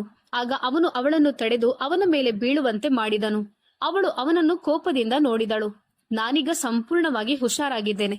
ಗುಣಮುಖವಾದ ದಿನ ನನ್ನಿಂದ ತಪ್ಪಿಸಿಕೊಳ್ಳಲು ಸಾಧ್ಯವಿಲ್ಲ ಅಂತ ನಾನು ನಿನ್ಗೆ ಅವತ್ತೇ ಹೇಳಿದ್ದೆ ಎಂದು ಪ್ರೀತಿಯಿಂದ ಹೇಳಿದನು. ಅವನ ನೋಟದ ಬಿಸಿಯಿಂದ ಅವಳು ಗಾಬರಿಗೊಂಡಳು. ಸೂರ್ಯ ತಿಂಡಿಯನ್ನು ಕಡೆಗಣಿಸಿ ಅವಳನ್ನು ತನ್ನ ತೋಳಿನಲ್ಲಿ ಬಳಸಿಕೊಂಡನು. ಇಂದು ನಾನು ತಿಂಡಿಯನ್ನು ತಿನ್ನೋದಿಲ್ಲ ಎನ್ನುತ್ತಾ ಅವಳ ಗುಲಾಬಿ ಬಣ್ಣದ ಮೃದುವಾದ ಕೆನ್ನೆಯನ್ನು ಕಚ್ಚಿದನು. ನಂತರ ಅವಳನ್ನು ತನ್ನ ತೋಳುಗಳಲ್ಲಿ ಹೊತ್ತುಕೊಂಡು ರೂಮಿಗೆ ಹೋದನು.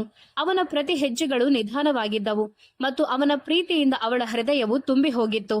ಇಂದು ಸೂರ್ಯನನ್ನು ಬಿಟ್ಟರೆ ಅವಳಿಗೆ ಬೇರೆ ಪ್ರಪಂಚವಿರಲಿಲ್ಲ.